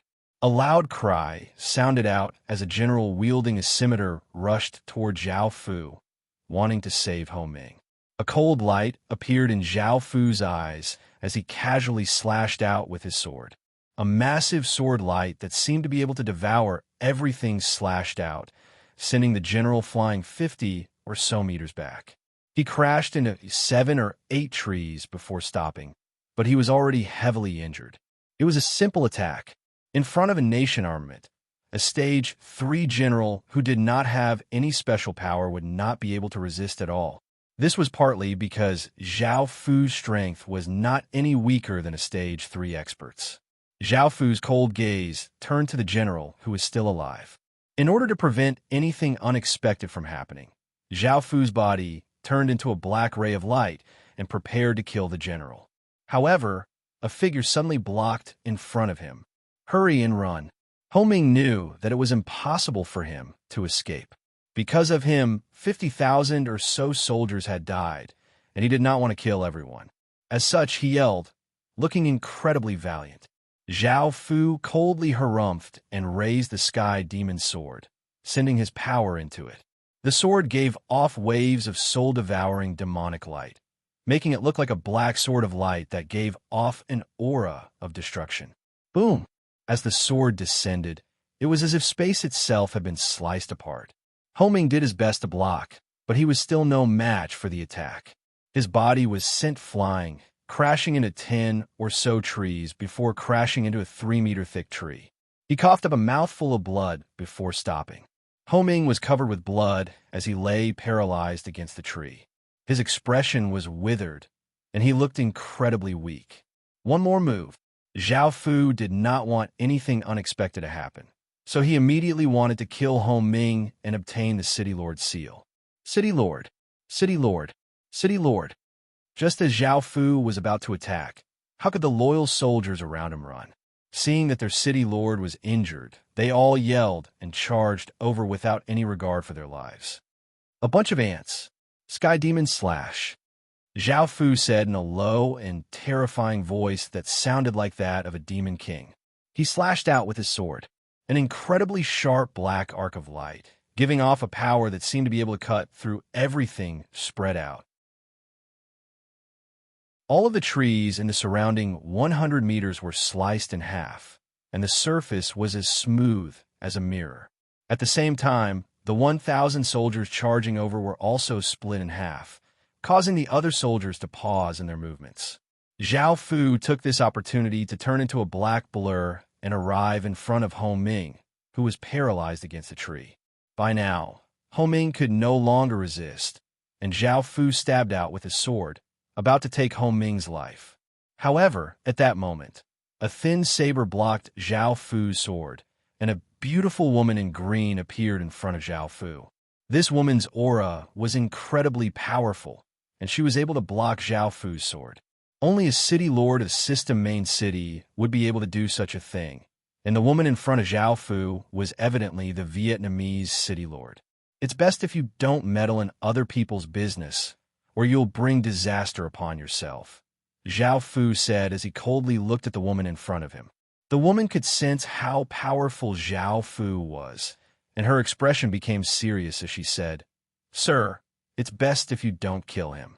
It's best if I don't kill them all, as Hu Ming is on my side, and I can't just ignore him." "Then, are you going to save him?" Zhao Fu's voice was filled with an intense, killing intent, causing the surrounding air to freeze. Sensing this killing intent, the woman in green felt quite startled, and she prepared herself for battle. Suddenly, another person giving off a powerful aura appeared on the branch of a large tree. It was an elegant young man dressed in white, and he held a folding fan in his hand as he looked over with a smile.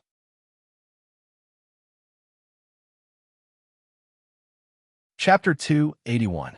It was impossible for the other two system main cities not to know about the battle between the two system main cities. However, because they had their own enmity with each other, there was no need for them to act, so they watched from afar. The battle ended with Flowing Water City's defeat. Looking at the escaping soldiers, the two city lords let out a sigh of relief. Things hadn't reached the point of no return, and they had thought that this matter was over. However, what they hadn't expected was that a massive wave of power had suddenly exploded out. This was no ordinary power. It was a power that contained a large amount of fate and the auras of countless residents. They were greatly startled and immediately rushed over because they knew that this was the power of a nation armament. Oomph. I hope you remember this. In the future, you'll pay the price for today's actions. Zhao Fu coldly harumphed and could only take a step back. Right now, he couldn't defeat the two Vietnamese city lords, and if another city lord joined in, it would be impossible for Zhao Fu to win. Even though the third city lord was on the Chinese side, he had no intention of helping Zhao Fu. Evidently, he wanted to watch from the sidelines before taking advantage of the situation. Since it was evident that he was going to lose, Zhao Fu could only give up on this operation. It was a pity that he had used up some fate. Even though Zhao Fu had only used up a few minutes and had only used up a small amount of fate, fate had not been easy to obtain. Back then, Zhao Fu had used up his own fate to summon the Myrtle Imperial Star and used the Myrtle Imperial Star Son of Heaven's power to kill Li Mu. He had then conquered the Great Shun town and devoured all of Great Shun's fate, allowing Qin City's fate to recover. Otherwise, it would have been impossible to recover the fate that Qin City had used up in such a short period of time. As such, Zhao Fu had to be quite careful when using his nation armament. At the same time, his own fate was quite important, so he wouldn't use it casually. He had used his nation armament for nothing, and Zhao Fu felt quite angry. However, given the current situation, Zhao Fu had to calm himself down. Hearing Zhao Fu's threatening words, the young woman in green's expression became serious. She understood that her actions had offended this person and that he would take revenge on her in the future. If someone with a nation armament tried to take revenge, the consequences would be severe. However, she had no choice but to save Hu Ming. Firstly, Hu Ming had helped her before.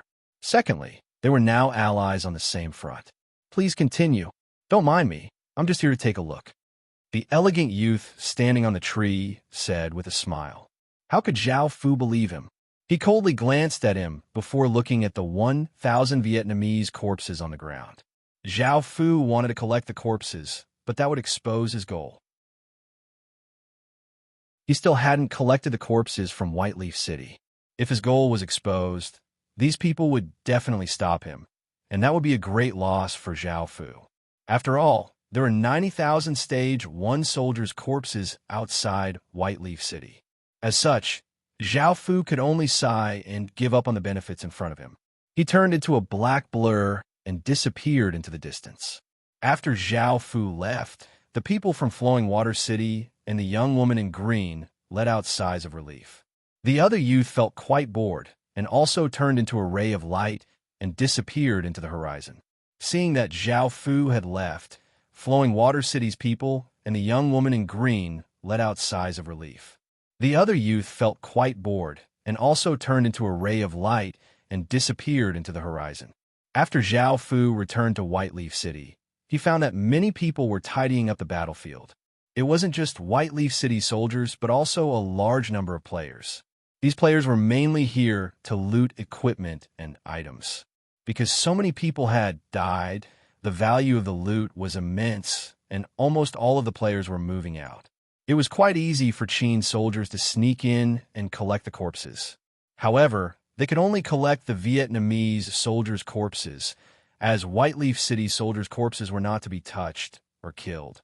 As such, Zhao Fu couldn't be too greedy, and he obediently collected the Vietnamese soldiers' corpses before thinking about Whiteleaf City's corpses.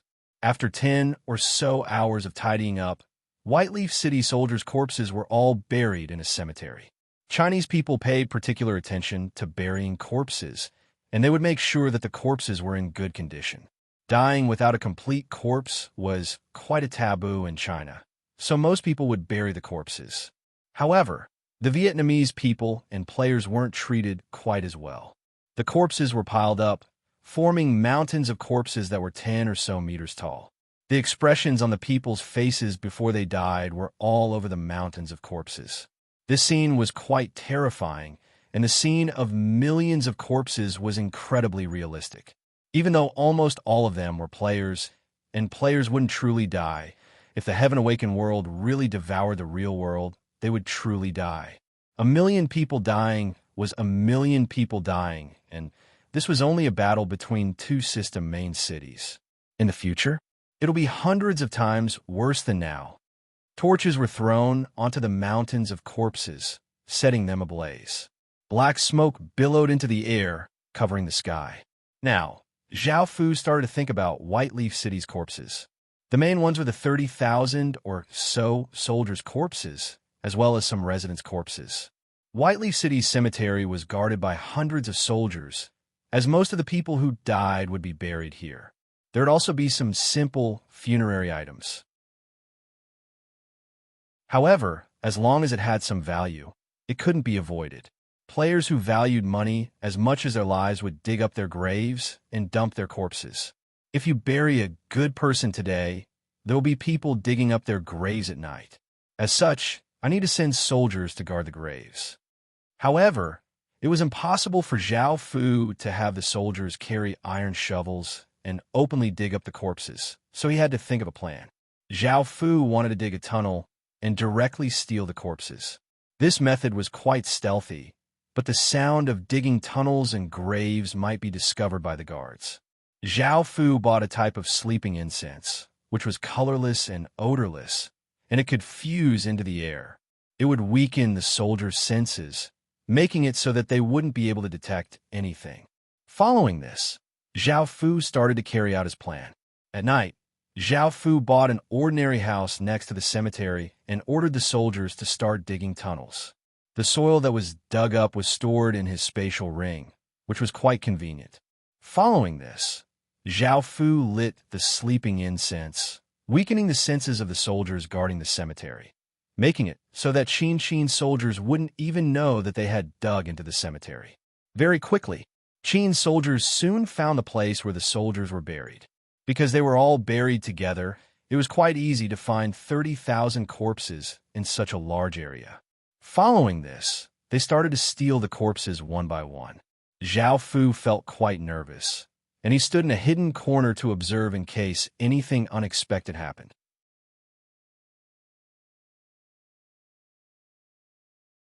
Chapter 282. This time, Qin had obtained 93,000 or so Stage 1 corpses and 200 or so grade corpses. With such a massive harvest, Zhao Fu couldn't help but feel incredibly happy. After concluding all of the activities in this region, Zhao Fu returned to Qin Town and started to refine the corpses. On the other side, in the other 5 regions, Bai Qi and the generals were carrying out their plans to kill the players outside of the Vietnamese system main cities, and they all used different methods. However, they caused a large number of casualties, and what infuriated the Vietnamese people even more was that after killing the Chinese people, The Chinese people would throw the corpses into the middle of the road and hang a piece of cloth that said, "Vietnamese people are a bunch of trash who dare to offend China. This is your fate. Just obediently wait for China to conquer you and become China's vassal citizens." They had come to their own territory and killed people so arrogantly and domineeringly, causing many Vietnamese people to denounce them. They gathered thousands of people and prepared to hunt down these people. However, when they faced off against the Chinese side, the Vietnamese side discovered that the Chinese side had 6,000 or so people, and they were all well equipped. They only had 2,000 or 3,000 people, so they were completely overwhelmed by the Chinese side. Only a few hundred people managed to escape and spread the news of what had happened. This infuriated the Vietnamese people, and they once again gathered tens of thousands of people and ferociously chased after those hateful Chinese people. However, all of a sudden, those Chinese people seemed to have disappeared, and not a single one of them could be found. This made the Vietnamese people feel incredibly frustrated, and they felt incredibly sullen. After returning to the system main city, those despicable Chinese people once again came out and killed the Vietnamese people. They even arrogantly ran to the main road and killed Vietnamese people while cursing them for being trash, causing the tens of thousands of players to once again rush out. However, they found that the Chinese people had run away again. In the end, the Vietnamese people could only return to the system main city. Just as they had expected, those hateful Chinese people once again came out, causing the Vietnamese people to once again furiously rush out of the system main city. However, those Chinese people once again ran away, causing the Vietnamese people to grit their teeth in anger. What they didn't know was that the people they had gathered had Qin's people as spies, so no matter what they did, they were unable to find Qin's soldiers. Countless Vietnamese were on the verge of going insane with rage, but they couldn't do anything to the Chinese. They felt as if their heads were about to explode. At that moment, a group of the Vietnamese guards people stepped out. They didn't say anything, and they didn't show off at all. Just a few hundred of them walked out of the system main city, and those despicable Chinese people disappeared without a trace. Soon, news spread that the Vietnamese guards people and the thousands of Chinese people were fighting to the death to protect Vietnam's dignity. They had dared to resist thousands of Chinese people, and every single Vietnamese guards person had been bathed in blood, not fearing death. Under the situation where they were almost completely wiped out, they had finally annihilated the Chinese people. Hearing these words, everyone was so moved that tears flowed down their faces. Adding on the Vietnamese guards' selfless sacrifice in defending against China, the Vietnamese guard became even more enraged. There were even rumors that the Vietnamese guard was leading countless people to defend against China. From this, it could be seen how important the Vietnamese guard was to the Vietnamese people. All of Vietnam praised the Vietnamese guard, and some people even said things like, "The Vietnamese guard is grand and majestic, and it is our pride. It is the spirit of all of Vietnam, and everyone should learn from it." Now, the Vietnamese guard's reputation was not inferior to any of the other large factions in Vietnam. Because of its righteousness, order, and selfless sacrifice, it was deeply liked by the Vietnamese people. There were also branches of the Vietnamese guard in many places.